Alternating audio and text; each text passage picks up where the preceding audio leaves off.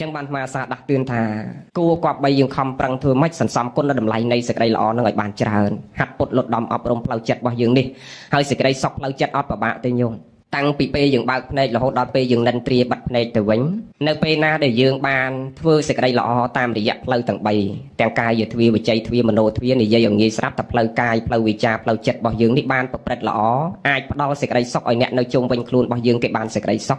បើកចិត្តឲ្យទូលាយរស់នៅធ្វើម៉េចឲ្យខ្លួនឯងបានសុខនិងអ្នកនៅជុំវិញខ្លួនបានសុខនោះសេចក្តីសុខផ្លូវចិត្តរបស់យើងគឺស្ងប់អត់សូវមានបញ្ហាទេញោមសម្គាល់មើលប្រសង់មើលចាស់ព្រឹទ្ធាចារ្យឬក៏អ្នកស្រុកស្រែជនបទមកមើលទៅគាត់អត់សូវខ្វល់ទេទោះបីជាជីវភាពរបស់គាត់ក្រខ្សត់អត់លំបាកមិនសូវសម្បូរធនធានដូចយើងយកសក្តានៈទូនាទីអីមិនមានមែនប៉ុន្តែគាត់រស់នៅដែលមានសុភមង្គលរស់នៅដែលមានសេចក្តីសុខដោយសារអីដោយសារចិត្តរបស់គាត់ទទួលព្រមនៅអ្វីដែលគាត់កំពុងតែមានហើយគាត់ជឿជាក់ក្នុងខ្លួនរបស់គាត់ថាគាត់ធ្វើតែសេចក្តីល្អម្លោះហើយគាត់សម្រានក៏សម្រាប់សម្រានលោកសុកស្រួលដើរក៏ដើរដោយមិនមានភាពភ័យខ្លាចទៅណាមកណាគឺគាត់មានភាពកក់ក្ដៅសម្រាប់ខ្លួនគាត់ដោយសារគាត់យល់តែខ្លួនគាត់បានសន្សំសេចក្តីល្អណាអញ្ចឹងកាលណាយើងបានហាត់ពុតលត់ដំអប់រំខ្លួនយើងសន្សំសេចក្តីល្អគ្រប់ខណៈចិត្តទៅបានសេចក្តីសុខនិងសេចក្តីចម្រើននឹងអាចកើតមានបាទហើយសំខាន់ណាស់ផ្លូវចិត្តនេះញោមកាលណាយើងមានតែធនធានទ្រព្យសម្បត្តិតែយើងអត់បានហាត់ពុតលត់ដំអប់រំចិត្តរបស់យើងឲ្យបានល្អសេចក្តីសុខអត់អាចកើតមានបានទេបើទោះបីជាយើងមានយកសក្តានៈទូនាទីធនធានទ្រព្យសម្បត្តិប៉ុណ្ណាក៏ដោយយើងមើលជាឧទាហរណ៍ដូចលោកយាយលោកតាសក្កមាណាចាស់ចាស់មកស្រឡាញ់ណាមកធ្វើបន់នៅជាមួយចាស់ចាស់ទេភាកច្រើនល្អណាស់ដែលយើងគួរគប្បីបង្អោនចិត្តជ្រះថ្លាជាមួយគាត់ហើយចាស់ចាស់ទៅអញ្ចឹងយើងមើលគាត់ជាគំរូណាធ្វើអញ្ចឹងវ័យកាន់តែជ្រេណាគុណធម៌ត្រូវតែកាន់ចម្រើនអាយុកាន់តែច្រើនគុណធម៌ត្រូវតែចម្រើនដូចអាយុដែលកំពុងតែកើនកុំឲ្យអាយុកាន់តែច្រើនគុណធម៌កាន់តែធ្លាក់ចុះមានន័យថាអាយុកាន់តែច្រើនសេចក្តីល្អនិងបុណ្យកុសលត្រូវប្រឹងចម្រើនមកខ្លួនយើងនេះឲ្យបានកាន់តែច្រើនណាពីព្រោះអីពីព្រោះយើងដឹងថាខ្លួនយើងនេះអាយុកាន់តែច្រើនហើយទៅសៀទៅរកអីបើដូចជាព្រះអាទិត្យវិញវាទៅសៀរកតែកន្លែងលិចមែនទេយាយណារកកន្លែងលិចហើយអ្នកខ្លះអាយុ70ស្មើនឹងម៉ោង6ល្ងាចណាអ្នកខ្លះអាយុ75អីស្មើនឹងម៉ោង6កន្លះអ្នក80ម៉ោង7ល្ងាចឆឹងហ្នឹងណាអ្នកទៅ50អីស្មើនឹងម៉ោង2ដល់10ថ្ងៃត្រង់40ណាអ្នកទៅតែកើតបាន7ថ្ងៃស្មើនឹងម៉ោង7ព្រឹកអញ្ចឹងយើងដឹងតែខ្លួនយើងទៅស៊ីរលិចហើយយើងធ្វើម៉េចខំប្រឹងសន្សំគុណតម្លៃនៃសេចក្តីល្អដើម្បីឲ្យស្អែកឡើងបានរះជាព្រះអាទិត្យដដែលមានន័យថាម៉េចមានន័យថាព្រះអាទិត្យថ្ងៃហ្នឹងវារះមកជាព្រះអាទិត្យលិចទៅហើយស្អែកឡើងរះជាព្រះអាទិត្យដដែលយ៉ាងណាមិញយើងបានបង្កើតឥឡូវនេះជាពូជមនុស្សណាបានជាឯកឧត្តមបានជាអុកញ៉ាបានជាទេសរដ្ឋមន្ត្រីបានជារដ្ឋមន្ត្រីបានជាឧបនាយករដ្ឋមន្ត្រីបានជាអុកញ៉ាឬក៏បានជារាជសម្បាញ់ក្តីឲ្យតែយើងបានភាពជាមនុស្សខ្ពង់ពោះប្រសើរណាស់ព្រះលោកតសើសភាពជាមនុស្សនេះណាពូជមនុស្សនេះព្រះអង្គតសើណាបើយើងមិនតាន់បានសម្រេចបធរចន់ខ្ពស់យើងរក្សាពូជមនុស្សឲ្យបានអញ្ចឹងឥឡូវយើងដឹងតែយើងបានមកមនុស្សដោយសារបុណ្យខំប្រឹងសន្សំបុណ្យឲ្យរួចណាស្លាប់ពីមនុស្សទៅកើតមកជាមនុស្សទៀតមានន័យទៅដូចព្រះអាទិត្យលិចទៅហើយស្អែកឡើងរះជាព្រះអាទិត្យដដែលតោះនេះយាយណាកុំឲ្យលិចហើយស្អែកឡើងអត់បានរះឬរះទៅអីផ្សេងណាយ៉ាងណាមិញយើងបានជាមនុស្សឲ្យបានមកជាមនុស្សទៀតកុំឲ្យស្លាប់ពីមនុស្សទៅមកវិញស្រាប់អត់បានជាមនុស្សតកតុយពីមុខពីក្រោយឯក្បែរយើងរាល់ថ្ងៃអញ្ចឹងធ្វើម៉េចខំប្រឹងមានសតិសម្បជញ្ញៈហិរិអោតបៈនឹងចងខ្លួនយើងជានិច្ចណាយកសេចក្តីល្អនឹងដាក់ក្នុងខ្លួនជាពិសេសបុណ្យកុសលនិងសេចក្តីសុខកើតនៅក្នុងចិត្តរបស់យើងនេះដូចអាបច្ចៈអញ្ចឹងហើយចិត្តនេះពិបាកណាពិបាកក្នុងការឃុំក្រងពិបាកក្នុងការមើលថែវាណាមកសាបច្ចៈថារូបរាងកាយរបស់យើងបើទោះបីជាយើងមានជំងឺធ្ងន់ប៉ុណ្ណាក៏ដោយមិនពិបាកទេក្នុងការស្វែងរកថ្នាំមកព្យាបាលពេលខ្លះសំបីតែជំងឺមហារីកក៏វិទ្យាសាស្ត្រគេឥឡូវអាចព្យាបាលបានទៀតណាទើបតែដឹងដំបងគេអាចព្យាបាលបានដល់ដំណាក់កាលមហារីកហើយនៅតែគេអាចព្យាបាលបានព្រោះកាពះក៏ដោយថ្លើមក៏ដោយបេះដូងក៏ដោយប្រមាត់ក៏ដោយណាឈឺនេះឈឺនោះគ្រប់សពរាប់រយចម្ពោះទៅតាមប្រភេទនៃជំងឺទៅតាមការរស់នៅអិរិយាបថរបស់យើងប្រចាំថ្ងៃហើយដោយញោមទាវជាសភារាអីក្នុងភូមិគ្រឹះរបស់គាត់រស់នៅលក្ខណៈ natural មានន័យថាធម្មជាតិស្រូវក៏ដាំហូបក្នុងនឹងបន្លែក៏ដាំក្នុងនឹងគាត់ហូបណាលក្ខណៈធម្មជាតិសុទ្ធសាធអញ្ចឹងបានមើលសាច់ឈាមរបស់គាត់ស្រស់ថ្លាយើងអត់ហូបគីមីហើយមិនសូវឈឺទេណាអ្នកហូបអញ្ចឹងសូវឈឺទេអាតសើចាស់បុរាណមកកើតមិនតាន់ទេសម័យញោមប្រុសកាលពី70ឆ្នាំជាងមុនគាត់ថាលោកកូនចាស់ពីមុនគាត់ណារស់នៅដោយសមាជីវោណាហើយល្អណាស់បន្លែបកាត្រឹមតែរបស់ហូបចុកហើយគេអត់ដែរលក់ទេចាស់បុរាណគាត់អត់ដែរលក់ទេរបស់ហូបចុកគឺគាត់ចែកគ្នាហូបអ្នកទៅស្ទូចត្រីបងត្រីបានយកអ្នកមកមានបន្លែមកគេផ្លាស់ដូរគ្នាហូបគេអត់លក់ទេជំនាន់នោះតែញាតិញោមកើតតាន់ប្រហែលជាដឹងហើយហើយតំណាំក្បែរផ្ទះមិនដែលមានផ្ទះណាអត់មានជីក្រៃអត់មានជីអត់មានអមអត់មានទេសអត់មាននេះគឺជាទូទៅមានគ្រប់ផ្ទះចាស់ជំនាន់មុនណាមែនទេយាយរបស់ហូបចុកគឺយើងមានគ្រប់ផ្ទះ ដល់សម័យនេះវស្រួលមែនតែនទៅញោមបាទណាអាស័យក៏ទិញសំបី7ក៏ទិញឥឡូវនេះបាទណាក៏សាំងក៏ទិញហើយយាយស្រុកស្រែដល់ពេលខ្លះមកទៅសើអួតប្រាប់លោកទេណាដេកគុណហើយស្រុកទេសយើងឥឡូវវាស្រួលមែនប៉ុន្តែស្រួលមែនតែនធ្វើមនុស្សវាខ្ជិល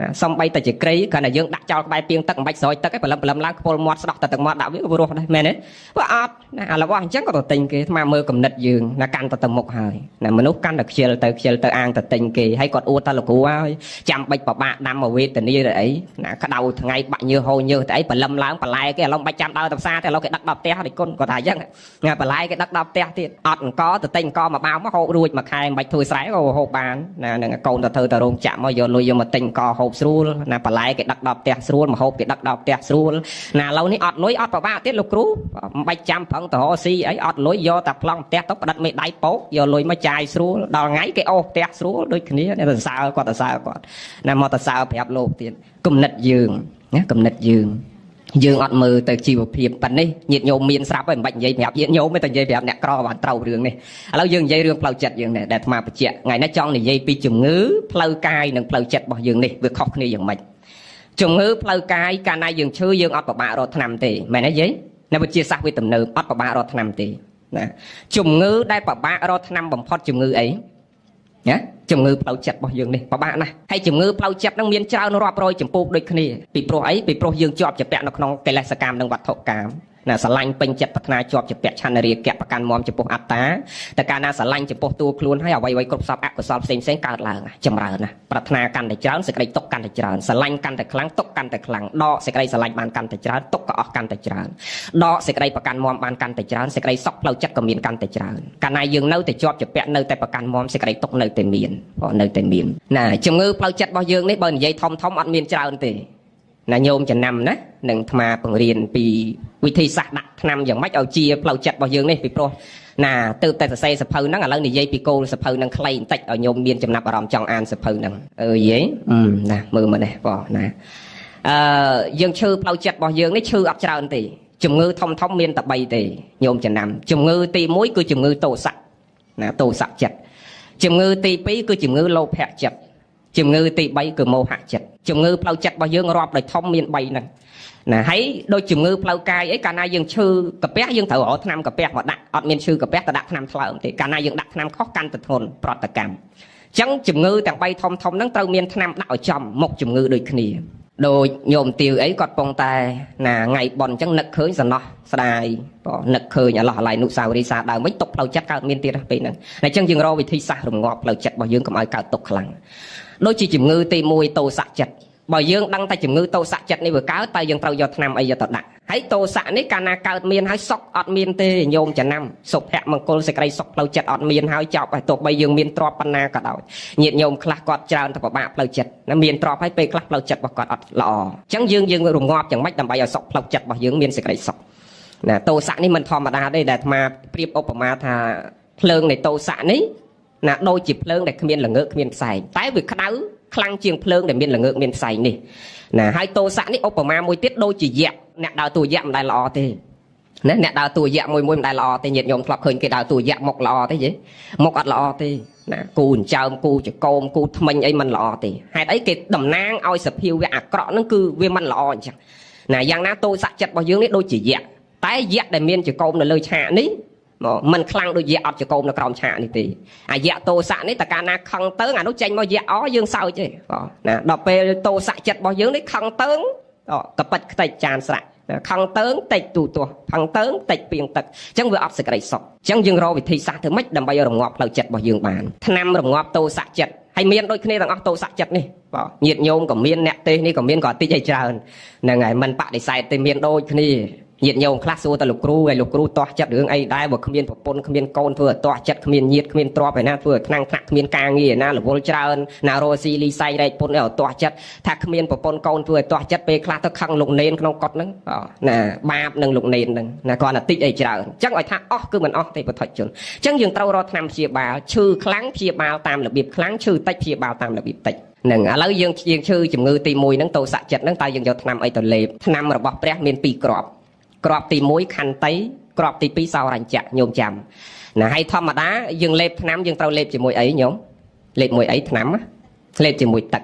ចឹងថ្នាំព្រះក៏មានទឹកដូចគ្នាធម្មោអោសថោណានឹងក្របទី1ខន្តីក្របទី2សោរញ្ចៈលេបជាមួយទឹក3កែវទឹកកែវទី1ទឹកមេត្តាទឹកកែវទី2ទឹកករណាទឹកកែវទី3សន្តោសៈកាលណាយើងដឹងតែខ្លួនយើងមានជំងឺទី1គឺជំងឺទោសៈចិត្តនេះយើងលេបថ្នាំ2គ្រាប់ធំហ្នឹងខន្តីសោរញ្ចៈហើយលេបជាមួយទឹក3កែវគឺទឹកមេត្តាទឹកករណាទឹកសន្តោសៈកាលណាយើងលេបថ្នាំ2គ្រាប់ហើយនឹងទឹក3កែវនេះទោសៈចិត្តរបស់យើងនឹងស្ងប់រងាប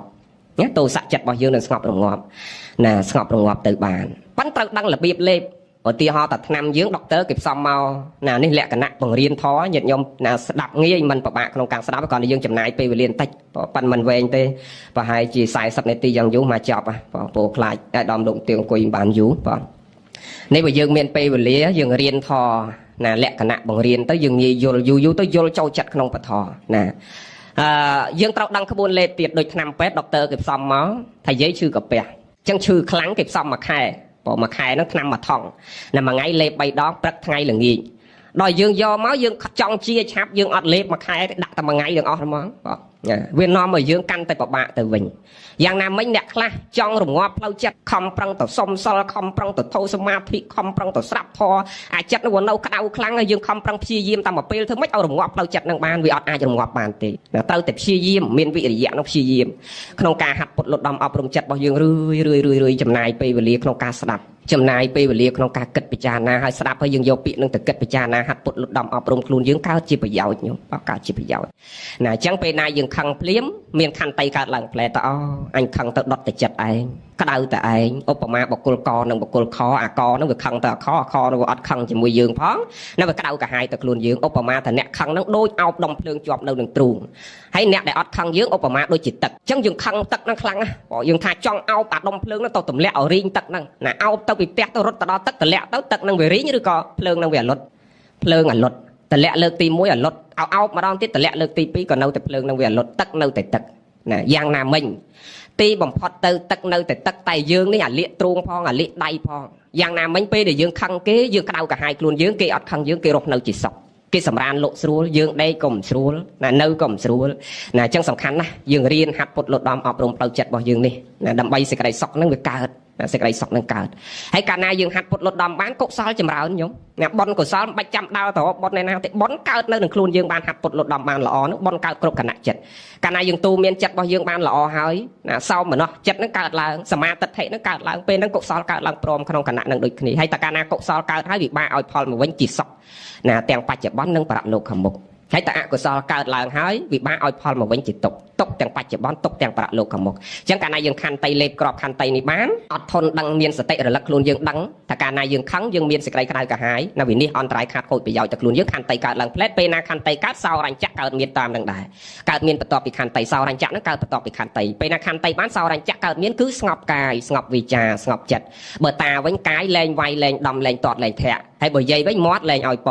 តើណានឹងយើងស្ងប់កាយស្ងប់វិចាស្ងប់ចិត្តហើយវិធីសាស្ត្រកាត់បន្ថយរោគខន្តីមួយទៀតនោះគឺណាល្អប្រសើរណាស់គឺយើងរៀនអញ្ញឹមញោមវិធីសាស្ត្រនេះញោមសាករៀនអញ្ញឹមព្រឹកឡើងបើកភ្នែកឡើងលុបមុខអញ្ញឹមដាក់ប្តីតិចទៅអញ្ញឹមដាក់កូនតិចទៅអញ្ញឹមដាក់ញាតិអ្នកបម្រើអីតិចទៅមានសេរីបងណាមានសេរីញោមសាកមើលបងព្រោះលោកអ្នកប្រាជ្ញលោកថាចេះញញឹមព្រោះស្គាល់សង្ខាររលោភញញឹមព្រោះជោគស្ងប់រោគចិត្តញញឹមមួយយ៉ាងនោះព្រោះចរិតញញឹមបណិតព្រោះចិត្តជាញញឹមតស៊ូនឹងឧបសគ្គញញឹមបំបាក់សេនាមាញញឹមព្យាបាលអស់រោគាញញឹមរាល់គ្នាចិត្តមេត្តាញញឹមពពុទ្ធអនន្តសួរញញឹមគប់គួរតាមធម្មតាបើញញឹមវឹកហាត់កាត់ទោសាញញឹមស្នេហាមិនបាច់ហាត់នេះអាកន្លែងញញឹមវឹកហាត់កាត់ទោសាលោកថាញញឹមនឹងអាចវឹកហាត់ល្អអាចកាត់ទោសៈបានឧបមាថាមើលតាខឹងយើងខ្លាំងណាស់ឧទាហរណ៍បើណាលោកយាយស្រុកស្រែឧទាហរណ៍តាខឹងយើងខ្លាំងណាគាត់ដើរសំដៅមកកាន់តបងមកណាដើរសំដៅមកយើងមើលតែខឹងបើខឹងខ្លាំងយើងកំតបតអីទាំងអស់មើលតែគាត់ដើរសំដៅមកហើយញឹមដាក់គាត់ទៅវិញពេលខ្លះទម្លាក់តបងនឹងចុះសើជាមួយយាយក៏មានមកធ្លាប់ឃើញណានឹងអាហ្នឹងបើយើងអត់តបតទៅវិញដោយណាអិរិយាបថមិនសមរម្យណាមួយគ្រាន់តែសើចញឹមជាមួយគាត់ទៅជាទោសៈនឹងវាស្ងប់រងាប់រសាយក្នុងគណៈនឹងវិញសើចលេងជាមួយប្រពន្ធវិញប៉ុន្តែបើទីហោតែសើចទៅហើយទីហោគាត់ដើរមកហើយខំប្រឹងញឹមបើញឹមទៅតានៅរដើមមកមុខទៀតអាហ្នឹងតើយើងរកកន្លែងស្រួលបើណារត់ចេញបើនៅតែញឹមទៀតលោកគាត់ថាឌឺគាត់ហិតតែធ្ងន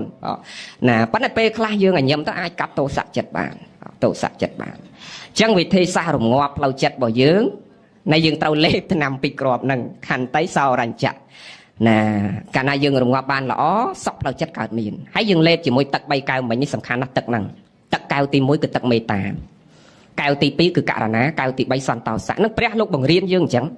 ណាកាលណាយើងមានមេត្តាចិត្តករណាចិត្តទូទុនទៅរកមនុស្សសត្វជុំវិញខ្លួនយើងសុខញោមសុខញោមមើលអ្នកដែលសំសិលអ្នកដែលរៀនធម៌គាត់មានសេចក្តីសុខស្ងប់ផ្លូវចិត្តដោយសារអីគាត់អត់មានជាប់ជាពាក់រឿងអីច្រើនហើយគាត់អត់បានប្រព្រឹត្តអកុសលចិត្តច្រើនបងហើយកាយរបស់គាត់អត់ហ៊ានលើកដៃកាប់សម្លាប់គេទៅកើតដោយសារអីដោយសារមានមេត្តាករណាចិត្តហ្នឹងហើយនឹងសន្តោសៈ3ហ្នឹងសំខាន់ណាស់អ្នកដែលអត់ហ៊ានកាប់សម្លាប់សត្វដទៃបានគឺដោយសារធម៌3ហ្នឹងនៅក្នុងខ្លួនដូចអាត្មាអីទៅនៅវត្តតាំងពីអាយុ6ឆ្នាំលោកគ្រូយកទៅចិញ្ចឹមតាំងពីតូចទល់ពេលនេះអាយុ34 35ហើយអត់ដែលស្គាល់សម្លាប់បានសត្វមួយទេដោយសារអីណាហើយអត់ហ៊ានទេញោមឃើញគេដឹកមន់ដឹកទីអីសឹងអាស្រក់ទឹកភ្នែកជំនួសសត្វពេលខ្លះអាណិតដោយសារយើងមានមេត្តាចិត្តករណាចិត្តអញ្ចឹងព្រះលោកឲ្យបង្រៀនយើងឲ្យស្រឡាញ់មនុស្សសត្វដទៃដោយផ្ដល់មេត្តាចិត្តករណាចិត្តដល់មនុស្សជុំវិញខ្លួនយើងសុខ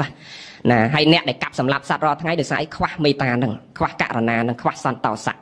គ្មានសតិពិចារណាថាពេលខ្លះបើយើងមានសតិរលឹកតែបន្តិចមានបញ្ញាកំណត់តែបន្តិចយើងអត់អាចហូបសាច់កើតទៀតពេលខ្លះសំបីតែសាច់សត្វហ្នឹងយើងអត់ហូបបានទៀតពេលខ្លះយើងពិចារណាថាវត្តដាក់នឹងវិវលចុះឡើងពេលខ្លះម្ដាយឪពុករបស់យើងកូនចៅយើងដែលស្លាប់ទៅអត់ទៀងថាជួនកាលកើតមកជាមនុស្សទៀតណាអត់ទៀងទេជួនកាលគាត់កើតទៅរឿងអីផ្សេងទៅសត្វដែលយើងកំពុងពិសារាល់ថ្ងៃហ្នឹងគាត់ថាបាទអញ្ចឹងបើយើងមានសតិពិចារណាដល់ហ្នឹងម្លេះសំយើងអត់ហ៊ានហូបសាច់ទាំងអស់ហ្នឹងទេបងដូចនៅឥណ្ឌាអីរដ្ឋខ្លះគេអត់ហូបសាច់ទេគេហូបតែបន្លែល្អណាស់ណាហើយរបៀបធ្វើបន់មកគេមិនពិបាកដូចយើងទេយើងធ្វើបន់ម្ដងត្រូវចំណាយអស់រាប់ពាន់ដុល្លាររាប់ម៉ឺនដុល្លារតែជនជាតិស្រីលង្កានិងឥណ្ឌាគេអត់ធ្វើបន់ពិបាកដូចយើងទេសង្ឃទានគេធ្វើខុសពីយើងណាយកពេល5នាទីរៀនពីរបៀបធ្វើបន់របស់គេងាយគេនិមន្តលោកបើថាទីហៅថាគេជ្រះថ្លា7អង្គគេយក7អង្គជ្រះថ្លា10អង្គគេយក10អង្គជ្រះថ្លា20អង្គគេយក20អង្គចឹងតាមសទ្ធារបស់គេ7អង្គអញ្ចឹងបាតអត់មានស្លោកបាតទេបាតទេកាន់ទៅណាហើយអត់មានស្បែកជើងពាក់ទេគឺយើងដើរជើងទៅទេហើយអត់មានថង់យាមថង់អីទេគឺមានតែបាតទៅទេហ្នឹងគឺដើរទៅសំដៅទៅផ្ទះណារបស់គេហ្នឹងទៅដល់ក្នុងផ្ទះគេមានទឹក2ពាងសងខាងផ្ទះគេហ្នឹងសម្រាប់ប្រសង់លោកលាងជើងមុនឡើងផ្ទះអញ្ចឹងលោកលាងជើងហើយលោកឡើងទៅក្នុងផ្ទះគេរតនីបង្ហាញថាគង់កន្លែងណាដែលគេរៀបចំមើលទៅជ្រះថ្លាញោមបើជ្រះថ្លាសាមញ្ញតែជ្រះថ្លាមកជ្រះថ្លាក្នុងចិត្តធ្វើដូចសម័យព្រះបងណាដល់ទៅពេលឃើញគេធ្វើអញ្ចឹងនឹកដល់លោកយាយវិសាខាគាត់ធ្វើបន់ចេះនឹកថាកាលពីមិនទាន់ឃើញសភាពហ្នឹងចេះនឹកថាចុះលោកយាយវិសាខាក្នុងកាពីគេដាក់ថាប្រគេនចង្ហាន់ព្រះម្ដង1000អង្គ2000អង្គហើយទៅរកស្អីប្រគេនបានរាប់ពាន់អង្គដល់ពេលឃើញគេធ្វើបន់អញ្ចឹងបាននឹកឃើញតែចង់3000ក៏ប្រគេនបានដែរដល់ពេលគង់ហើយ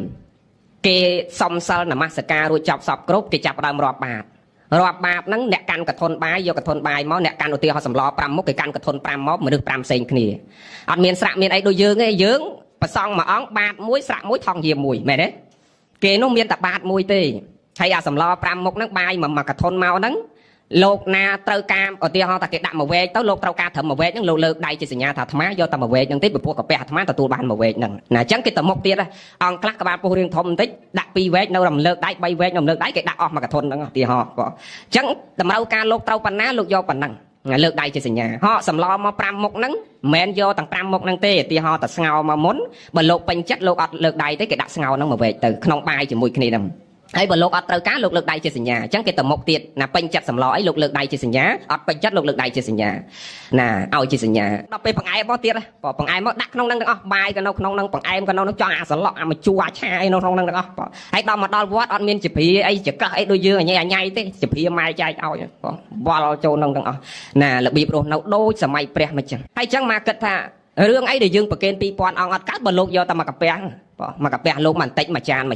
ណាអញ្ចឹងយើងប្រគេនប្រមាណ1000អង្គក៏បានដែរណាប៉ិនស្រុកយើងបើថាមុន100អង្គអីតបបតបាយ10 20ខ្ទះអីបានគ្រាន់ពួកបាតលោកមួយដាក់មកពេញបាតចង់មកកធុនហ្នឹងណ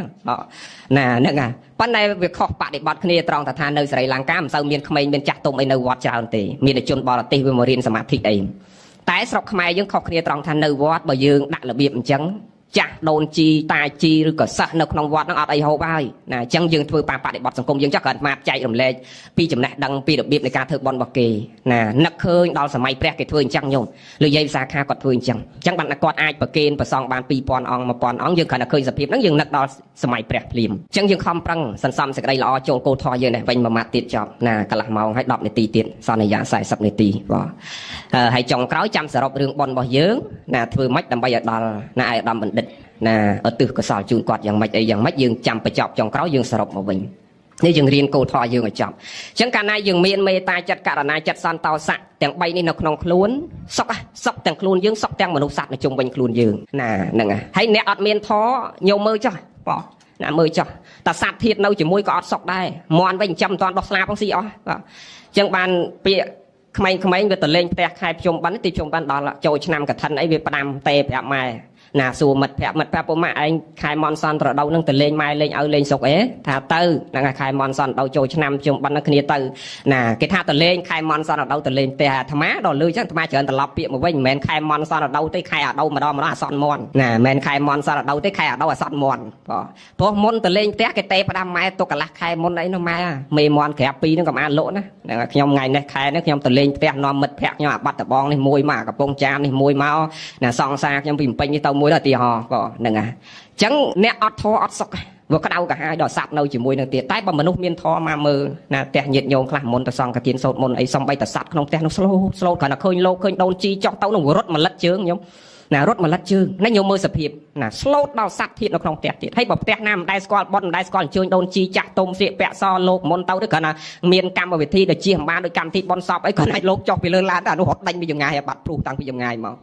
កវាកាចដល់សត្វនឹងទៀតដោយសារអីដោយសារមិនមានធម៌នៅក្នុងចិត្តណាធម៌នឹងឲ្យយើងសុខក្នុងបច្ចុប្បន្ននឹងឲ្យបាត់តែយើងមើលឃើញជាក់ស្ដែងកុំចាំតែមើលឯណាឆ្ងាយណាបនបាបគុណទោសល្អអាក្រក់សខ្មៅខ្លោចបណ្ឌិតណាមាននៅបច្ចុប្បន្ននឹងហើយញោមខ្លះថាធ្វើបនដឹងបានអីមកវិញណាយើងកុំមើលសភាពឆ្ងាយហួសពីខ្លួនយើងមើលសភាវៈជុំវិញខ្លួនយើងនេះណាអ្នកខ្លះកើតមកយ៉ាងម៉េចណារស់នៅរបៀបម៉េចសេចក្តីសុខរបស់គេរបៀបម៉េចសេចក្តីសុខរបស់យើងយ៉ាងម៉េចណាយើងប្រៀបធៀបមើលបងណាហ្នឹងហើយអ្នកខ្លះគេបន្ទោសថាមិនមែនមកពីប៉ុនទេសុខមកពីខ្លួនគេខំប្រឹងបកកើតសុខទៅសុខវាកើតទៅសាធូប្របីហើយបច្ចុប្បន្នត្រូវតែប្រឹងតែទៅរួមសំជាមួយផលពីអតីតផងទៅសេចក្តីសុខនឹងវាកើតឧបមាដោយការរស់ស៊ីគេថាមិនមែនប៉ុនទេឲ្យយើងមានមកពីយើងប្រឹងតែសាធូតលតែប្រឹងបានវាមានព្រះក៏ព្រះអង្គសម្ដែងដែរប៉ុន្តែបើសិនជាយើងប្រឹងខ្វះប៉ុនទោះបីជាប្រឹងយ៉ាងម៉េចក៏វាអត់ឡើងដែរហោគេថាទៀតអាត្មាអាសាឆ្លើយសំណួរគេដេញដល់ច្រើនណាដូចជាសាសនាគ្រឹះអីអាសាទៅប្រជុំអន្តរសាសនាអីជួបមួយសាសនាគ្រឹះអញ្ចឹងភាគច្រើនគេសួរដេញថាអ្នកធ្វើប៉ុនហ្នឹងណាអ្នកប្រឹងរកស៊ីហ្នឹងមិនមានមកពីគ្មានកំណត់ថាមែនទេចោះអ្នកខ្លះគ្នារៀនចប់ដល់ដុកទ័រចប់ដល់បណ្ឌិតអនុបណ្ឌិតហើយនៅមានចំណេះប៉ុណ្ណឹងហើយចេញមករកស៊ីខ្ចីលុយក្រុមហ៊ុនដាក់ស្អីខាតហ្នឹងដាក់អីបំឡើងហ្នឹងដាក់ខាតដោយសារអីមែនគេមិនមានកំណត់ទេកំណត់គេមានប៉ុន្តែខ្វះពូជពីអតីតឃើញទ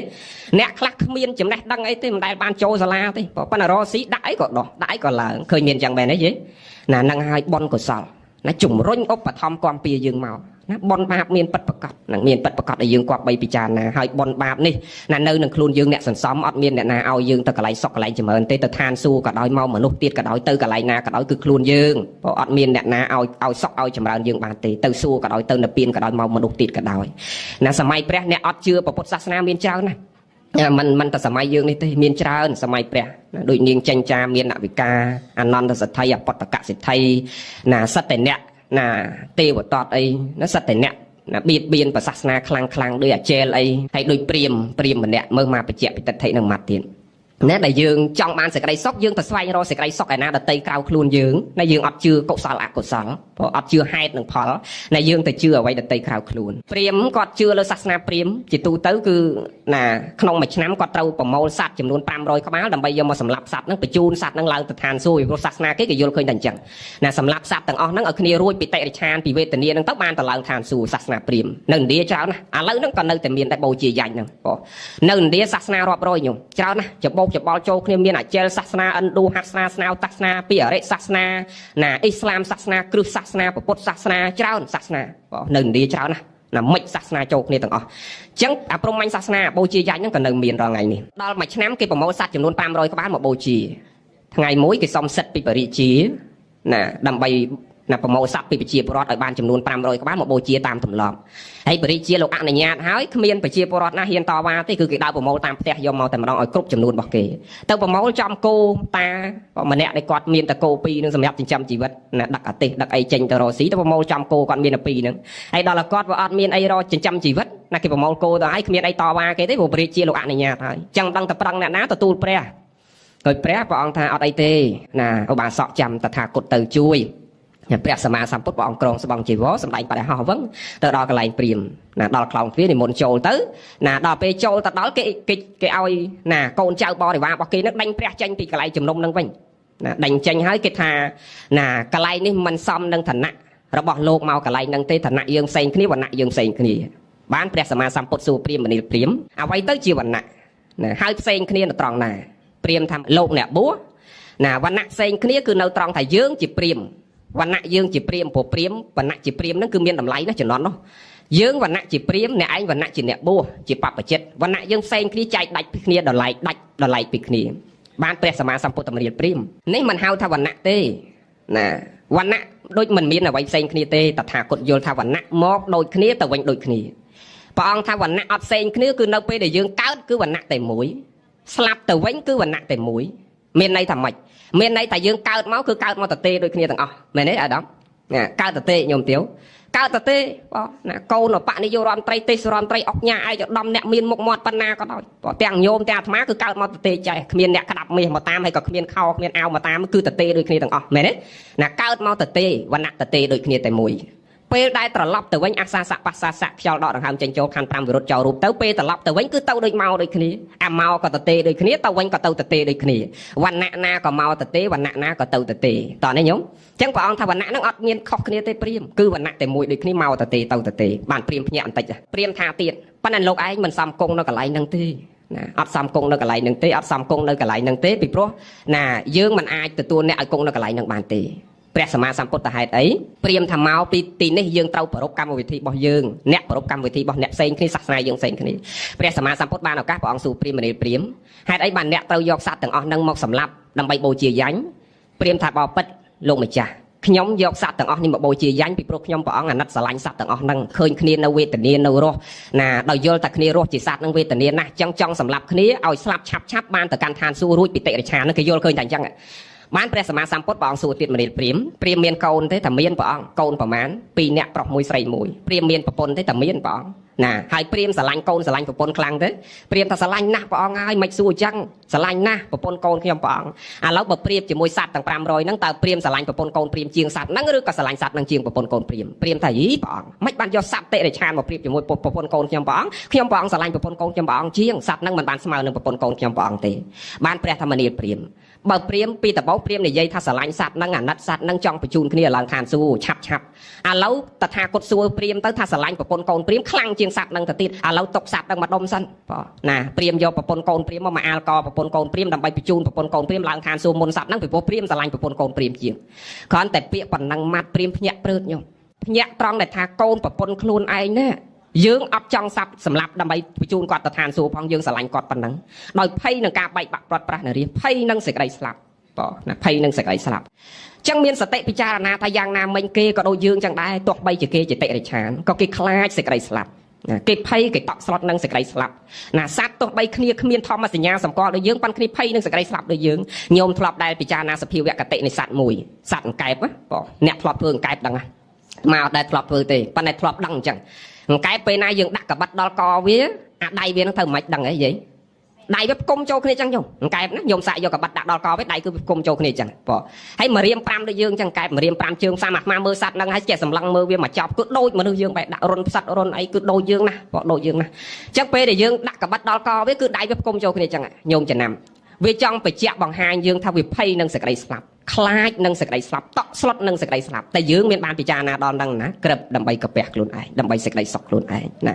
ញ្ចឹងបានព្រះលោកឲ្យរៀនផ្ដល់មេត្តាចិត្តករុណាចិត្តណាដល់មនុស្សជុំវិញខ្លួនយើងហ្នឹងយើងបានសេចក្តីសុខសេចក្តីសុខណានឹងហើយកាលណាយើងប្រព្រឹត្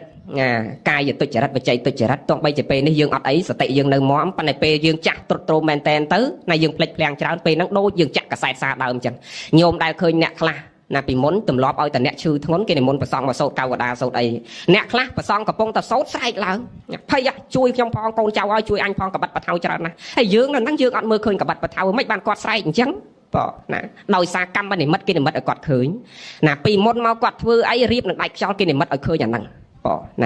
ងដូចកសែតដែលយើងចាក់ចប់ម្ដងហើយពេលចប់ហើយវាមិន return សារដើមមកវិញមែនទេញោមវាត្រឡប់មកវិញចាក់សារដើមមកវិញទាំងអស់ ចឹងរឿងពីមុនមកគាត់ធ្លាប់លាក់គេបានប៉ុន្តែរៀបនឹងដាច់ខ្យល់មានលាក់ខ្លួនឯងបានណាភ័យនឹងកម្មដែលខ្លួនឯងធ្លាប់ធ្វើមកស្រែករឿងនេះរឿងនោះហើយយើងនៅហ្នឹងយើងមើលអត់ឃើញទេកម្មនិមិត្តគេនិមិត្តឲ្យយើងឃើញពេលណានិមិត្តឃើញហើយ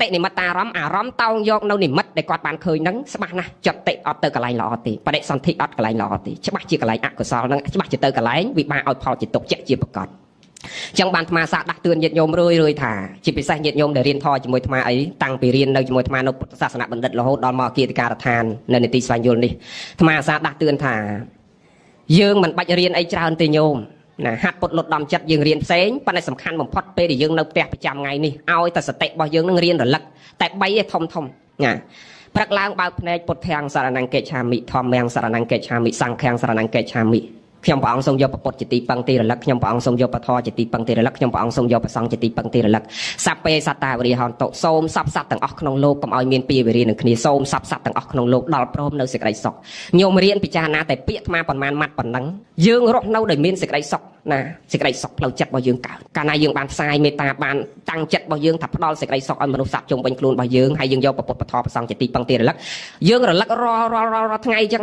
បងដល់ពេលយើងរៀបនឹងដាច់ខ្យល់ច្បាស់ណាស់សតិយើងទៅរលឹកអារឿងដែលយើងរលឹករាល់ថ្ងៃហ្នឹងណាញោមមើលមនុស្សដែលភ្ញាក់ណាចាក់ពឹបទៅគាត់ភ្ញាក់ទៅអីច្បាស់ជាសតិរបស់គាត់ណារលឹកតែរឿងហ្នឹងពេលខ្លះណានឹងចាក់ទៅជួនកាច់ចាក់ពឹបទៅក៏ទុយលេងទៅអីតង់ទីនអីចឹងទៅឧទាហរណ៍មកពីចិត្តរបស់គាត់នៅតែតង់ទីនអីក៏ទុយលេងណាអញ្ចឹងសំខាន់ណាស់យើងរៀនរលឹករឿងល្អច្រើនណាសេចក្តីសុខផ្លូវចិត្តនឹងកើតមានប៉ុណ្ណឹងចោះយើងសរុបបនយើងនេះវិញអញ្ចឹងយើងដឹងណាកើតជំងឺទី1តោសៈចិត្តយើងលេបថ្នាំ2គ្រាប់ខន្តីសោរញ្ញៈហើយយើងលេបទឹក3កែវទឹកមេត្តាករុណានិងសន្តោសៈកាលណាមានទឹក3កែវហ្នឹងណាហើយនឹងថ្នាំ2គ្រាប់ហ្នឹងយើងអត់មានតោសៈកើតទេតោះនេះញោមទៀវណាហ្នឹងហើយជំងឺ2ទៀតចាំស្ដាប់ថ្ងៃក្រោយតខ្សែអត់ថ្ងៃក្រោយបើទេអស់លោកញាតិញោមលេងមុនព្រោះអញ្ចឹងទុកតភាកថ្ងៃក្រោយទៀតណាលោភៈជំងឺលោភៈហើយជំងឺមោហៈហ្នឹងយើងទុកថ្ងៃក្រោយតើយើងលេបថ្នាំអីដែរណាយើងគ្រាន់តែដឹងជំងឺទី1ដឹងថ្នាំទី1ឥឡូវយើងនិយាយរឿងបនយើងណាគម្រប់ខួប1ឆ្នាំណាអញ្ចឹងយើងចូលគោលដៅសំខាន់ញោមទៀវគាត់ធ្វើដើម្បីឲ្យទិសកសលដល់អ្នកអាយឧត្តមបណ្ឌិតដែលលោកអនិច្ចកម្មទៅណាតើធ្វើយ៉ាងម៉េចឲ្យដល់មកលើកឧទាហរណ៍2របៀបធ្វើបន់ដើម្បីឲ្យដល់អ្នកស្លាប់ឧទាហរណ៍ទី1ឧទាហរណ៍តកូននៅកំពង់ចាមម្ដាយនៅភ្នំពេញឬម្ដាយនៅភ្នំពេញឬក៏កូននៅភ្នំពេញម្ដាយនៅកំពង់ចាមកូនថ្ងៃហ្នឹងខែមន់សរដោនឹកឃើញប៉ានឹកឃើញម៉ាក់ដូចញោមទាវនឹកដល់ថ្ងៃខួបរបស់ឧត្តមស្វាមីដែលគាត់អនិច្ចកម្មទៅចឹងឲ្យតែដល់ពេលខែមន់សរដោយើងនឹកឃើញម្ដាយនឹកឃើញឪពុកទោះគាត់ស្លាប់ក៏ដោយនៅរស់ក៏ដោយចឹងថ្ងៃហ្នឹងខែមន់សរដោនឹកឃើញគាត់វិធីសាស្ត្រទី1យើងនឹកឃើញគាត់យើងតែងចេកមួយស្និតឬក៏ផ្លែមៀន1គីឡូ2គីឡូយើងដាក់នៅលើហឹងនៅផ្ទះយើងនៅភ្នំពេញនេះហើយយើងដុតធូបណាម៉ែនៅកំពង់ចាមហើយយើងដុតធូបដាក់ចេកមួយស្និតទៅដាក់ផ្លែមៀន2គីឡូនៅលើហឹងហើយយើងដុតធូបហើយយើងបួងសួងអោប៉ាម៉ាក់អើយអញ្ជើញមកណាខែមន់សរដោកូននឹកប៉ានឹកម៉ាក់ណាសូមអញ្ជើញមកពិសាចេកពិសាផ្លែមៀនហ្នឹងមកហើយមើលទៅម៉ែនៅកំពង់ចាមនោះបានអាចេកហ្នឹងឯងបានទេអត់ទេវិធីសាស្ត្រទី2យើងអត់ធ្វើអញ្ចឹងទេយើងយកចេកមួយស្និតឬក៏មៀន1គីឡូហ្នឹងតែប្រាប់តាក់ស៊ីមកស្គាល់លេខតាក់ស៊ីណាតែហៅតាក់ស៊ីហ្នឹងមកណាតាក់ស៊ីអញចង់ផ្ញើផ្លែមៀន1គីឡូឬក៏ចេក2-3ស្និតនឹងផ្ញើទៅម្ដាយខ្ញុំនេះផ្ទះលេខប៉ុណ្ណេះទូរស័ព្ទរបស់គាត់លេខប៉ុណ្ណេះនៅផ្សារចេះនៅភូមិនេះឃុំនេះឯងយកទៅឲ្យខ្ញុំផងឲ្យថ្លៃឈ្នួលឡានរបស់គេ10000-20000ទៅគេយកដល់ផ្ទះនេះខ្ញុំដល់ទេដល់បើនៅពេលហ្នឹងដែលយើងត្រូវពិចារណាថារបៀបធ្វើបន់ខ្មែរយើងសពថ្ងៃមាន2ប្រភេទហ្នឹងមួយជាមួយប្រសង់ជាមួយអ្នកមានសិលចាស់ព្រឹទ្ធាចារ្យយើងអត់ចូលចិត្តធ្វើទេយើងចូលចិត្តណាសែនចូលចិត្តបន់ស្រន់ចូលចិត្តបួងសួងអ្នកខ្លះសែនម្ដងអស់5-6,000 ដុល្លារណាហ្នឹងស្មើនឹងយើងទិញចេកយកមកដាក់នៅផ្ទះយើងហើយយើងដុតធូបហៅឲ្យប៉ាមកហូបបើណាយកមើលយើងដុតធូបទៅយើងដុតធូបណាឧទាហរណ៍តែមន់ដាក់មន់ទៅវានៅតែមន់ទាវានៅតែទាបើម៉ែនោះមានដឹងអីអត់ដឹងសោះបើណានឹងឧបមាដូចគ្នាអញ្ចឹងហើយវិធីសាស្ត្រមួយទៀតដែលម៉ែនិយាយមិញនេះយើងធ្វើបន់នោះដូចជាវិធីសាស្ត្រទី2យើងផ្ញើតាមតាក់ស៊ីឬម៉ូតូឌុបឥឡូវញោមកំពុងផ្ញើតាក់ស៊ីហ្នឹងអ្នកណាអ្នកលោកយាយលោកតានេះតាក់ស៊ីអ្នកនាំទៅណាផ្ញើជាមួយអ្នកណាទៀតឡានក្រុងឡានណានឹងផ្ញើតាមឡានដូចអាត្មាដូចព្រះអង្គគ្រប់ព្រះអង្គឧទាហរណ៍ណាព្រះអង្គហ្នឹងប៉ុន្តែអាត្មាគ្រប់ព្រះអង្គនេះអត់ជិះយកទៅឲ្យទេអ្នកណាអ្នកយកទៅឲ្យគ្រាន់តែផ្ញើមកនេះផ្ញើលោកយាយលោកតានេះជាសាកសីទេកូនខ្លះគេថាដេកគុណចេះថាបាយកណាយកទៅប្រគេនដេកគុណឆានអស់ណាជូនយាយជូនតាយាយតាហូបអស់ហើយម្ដាយឪពុកកណានៅក្នុងពោះយាយពោះតាហ្នឹងមិនថាអត់ទេហើយយាយតាអ្នកនាំទៅតែអត់ដែរណាគាត់នេះគ្រាន់តែជាកសិនសាក់សីរស់ដែលបានដឹងឮថាណាដូចជាញោមបានទិញផ្លែហ្នឹងហើយបានដឹងច្បាស់ថាញោមបានទិញហើយបានផ្ញើជាមួយតាក់ស៊ីហើយជាសាក់សីរស់ដឹងឮអញ្ចឹងតែអ្នកដែលនាំទៅសម្រាប់អ្នកស្លាប់ខុសពីរបៀបនាំទៅសម្រាប់អ្នករស់ណាអ្នករស់យើងអាចជិះតាក់ស៊ីទៅតែសម្រាប់អ្នកស្លាប់ពេលដែលយើងបានធ្វើហើយបានបនកសលមួយកញ្ចប់ហ្នឹងហើយអ្នកណាអ្នកនាំទៅដឹងហ៎ញោមអត់ដឹងទេ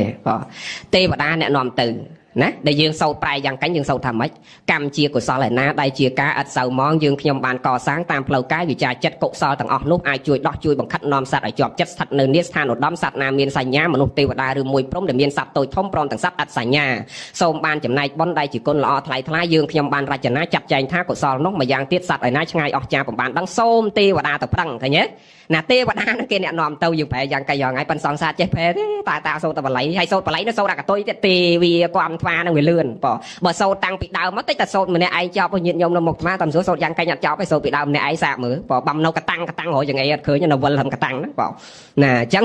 ណាទេវតាគេអ្នកនាំទៅទេវតាអ្នកនាំទៅណាប៉ុន្តែសំខាន់ទៅយើងបានធ្វើដែរណាបានធ្វើទៅដូចឧបមាទៅដូចយើងបានទិញរបស់ហើយបានយើងអាចផ្ញើជាមួយតាក់ស៊ីកើតយ៉ាងណាយើងបានធ្វើនោះដូចយើងបានទិញរបស់មកហើយតាក់ស៊ីអ្នកនាំទៅសម្រាប់អ្នកស្លាប់គឺទេវតាជាអ្នកនាំយើងអ្នកសាក់សីរស់អ្នកមានសិលនេះជាអ្នកដឹងឮណានឹងអញ្ចឹងពេលដែលយើងបានធ្វើតាមវិធីហ្នឹងហើយទេវតានាំទៅហើយបុណ្យកុសលហ្នឹងគឺសម្រេចផល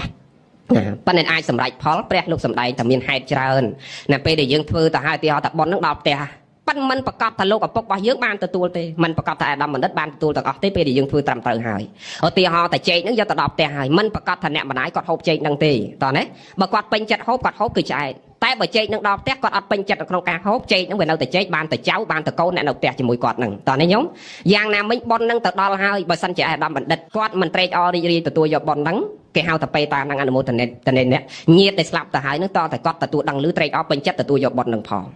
ងទើបបនកសលនឹងអាចសម្រេចហើយបើគាត់អត់ពេញចិត្តទទួលបននឹងអត់បានដល់ទេណាហ្នឹងហើយសួរតែបនមិនបានដល់វាទៅណាថាមកយើងវិញវាអត់ទាស់ទេណាវាអត់បាត់បង់ទៅណាទេអត់បាត់បង់ទេណាហ្នឹងអញ្ចឹងណាអញ្ចឹងហេតុឲ្យបានដល់ហ្នឹងគឺអញ្ចឹងយើងអ្នកណាកូនចៅនេះត្រូវបំពេញទានដោយផ្ទាល់ដៃហៅថាសហត្ថខាងទានណាងតេតិប្រគេនដោយផ្ទាល់សក្កេចាំងទានណាងតេតិមកគោរពទានដោយផ្ទាល់ណាហើយអ្នកដែលស្លាប់ទៅនោះទទួលដឹងឮណាហ្នឹងហើយយើងនឹករលឹកចំពោះបុព្វការីជនរបស់យើងទាំងអស់គ្នានោះសល់របស់យើងនឹងសម្រេចផលមួយទៀតឧទាហរណ៍តែគាត់ចតិបរិសន្ធិឧទាហរណ៍ឯកឧត្តមបណ្ឌិតណានឹងមកស្គាល់ពីចិត្តរបស់គាត់ណាស្លូតត្រង់ណាស់អញ្ចឹងឧទាហរណ៍ឲ្យគាត់ស្ដាប់តធធ្វើតបនអញ្ចឹងពេលដែលគាត់ស្លាប់ទៅគាត់ទៅសោយណាសុគតិភពឧទាហរណ៍ទៅកាន់ទេវលោកឆកម្មវចរៈសួរទាំង6ជាន់ឬក៏រូបព្រំអរូបព្រំយើងមើលអត់ឃើញអញ្ចឹងបើសិនជាគាត់ទៅកន្លែងល្អអញ្ចឹងហើយសោយសម្បត្តិទឹកទាំង10ហើយក៏គាត់អត់អាចទទួលផលនឹងបានដែរណាពីព្រោះវាខ្ពស់ហួសវិស័យណានឹងវាខ្ពស់ហួសវិស័យឬក៏ទៅមិនទៅកន្លែងល្អអញ្ចឹងមកកន្លែងមិនល្អបើកន្លែងមិនល្អនោះវាទៀបហួសវិស័យទៀតក៏មិនអាចទទួលបានដូចគ្នាអាខ្ពស់ពេកក៏បានអាទៀបពេកក៏បាន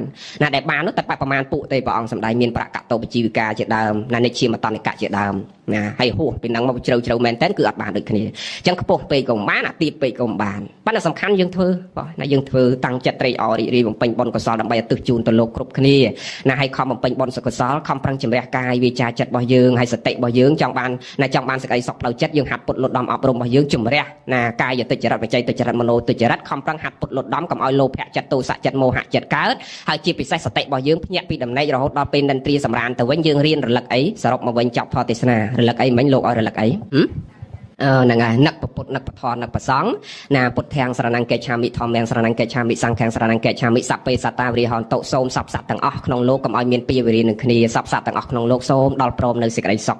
ណាអញ្ចឹងពេលដែលយើងដើរទៅណាក៏មនុស្សដតីយើងផ្ដល់មេត្តាឲ្យគេអញ្ចឹងគេក៏អត់បៀតបៀនយើងដូចគ្នាណានឹងគេអត់បៀតបៀនយើងដូចគ្នាណានឹងអញ្ចឹងណាគេផ្ដល់សេចក្តីសុខឲ្យយើងដូចគ្នាអញ្ចឹងខំសន្សំគុណតម្លៃនៃសេចក្តីល្អគ្រប់គ្នាប៉ុណ្ណឹងចោះសូមប្រគេនបុណ្យជូនបុណ្យញាតិញោមបកណាគុណចាស់គ្រប់ព្រះអង្គ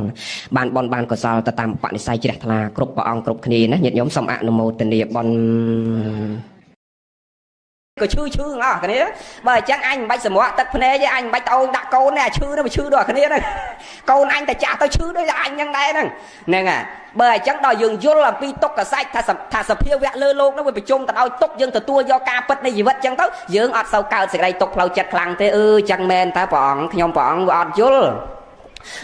ទុក្ខសាច់សមុទ្រសាច់និរោធសាច់មគ្គសាច់អាចុងក្រោយគេនេះដល់យល់អាចុងក្រោយថាតែចោះផ្លូវដើម្បីរលាស់ខ្លួនទៅឲ្យរួចពីសេចក្តីទុក្ខនឹងស្អីទៅព្រះអង្គបានព្រះអង្គសម្ដែងអំពីអរិយមគ្គដែលប្រកបព្រមដោយអង្គ8ផ្លូវទៅកាន់ទីរលត់ទុក្ខពោលគឺព្រះនិព្វានគឺអរិយមគ្គនឹងឯងគ្មានផ្លូវណាក្រៅអំពីអរិយមគ្គមិនមែនស្ពានព្រែកតមគ្គអីណាគ្មានផ្លូវឯណាក្រៅអំពីអរិយមគ្គដែលប្រកបព្រមដោយអង្គ8នឹងទេមគ្គដែលប្រកបដោយអង្គ8នឹងមានអីខ្លះញោមមានអីមានសមាទិដ្ឋិសមាវាចាសមាកម្មន្តោសមាអាជីវោសមាវាយាមោសមាសតិសមាសមាធិមាន8ហ្នឹងជាផ្លូវដ៏ប្រសើរដែលយើងត្រូវដើរក្នុងផ្លូវ8ហ្នឹងបងហ្នឹងហើយបើអញ្ចឹងអ្នកទាំងឡាយ ទី3ហ្នឹងហេតុនាំឲ្យកើតបនហ្នឹងដើម្បីរំដោះទៅនៅសេចក្តីទុក្ខព្រោះខ្មែរយើងពីចំណន់ដើមមកកាលណាធ្វើចម្រើនបជនហ្នឹងគេប្រើពាក្យមួយទៀតហៅថាបនបុរាណគេហៅបនអីច័ន្ទសុករីសោតមិនចឹងនឹងផ្គុំធាតទាញចង្ហែកលើករាសីពូនភ្នំសាច់ផ្ដាច់កម្មបកុលកាយថ្វាយខ្លួនមានពុទ្ធសាសនានឹងលាយចូលព្រហ្មញ្ញសាសនាឲ្យតែបនយមឿនបជនគឺព្រហ្មញ្ញសាសនានឹងលាយច្រើនជាងពុទ្ធសាសនាទៀតដោយអាទាញចង្ហែកហ្នឹងក៏អត់មានពុទ្ធសាសនាទេហ្នឹងអាផ្គុំធាតហ្នឹងក៏អត់មានពុទ្ធសាសនាដែរ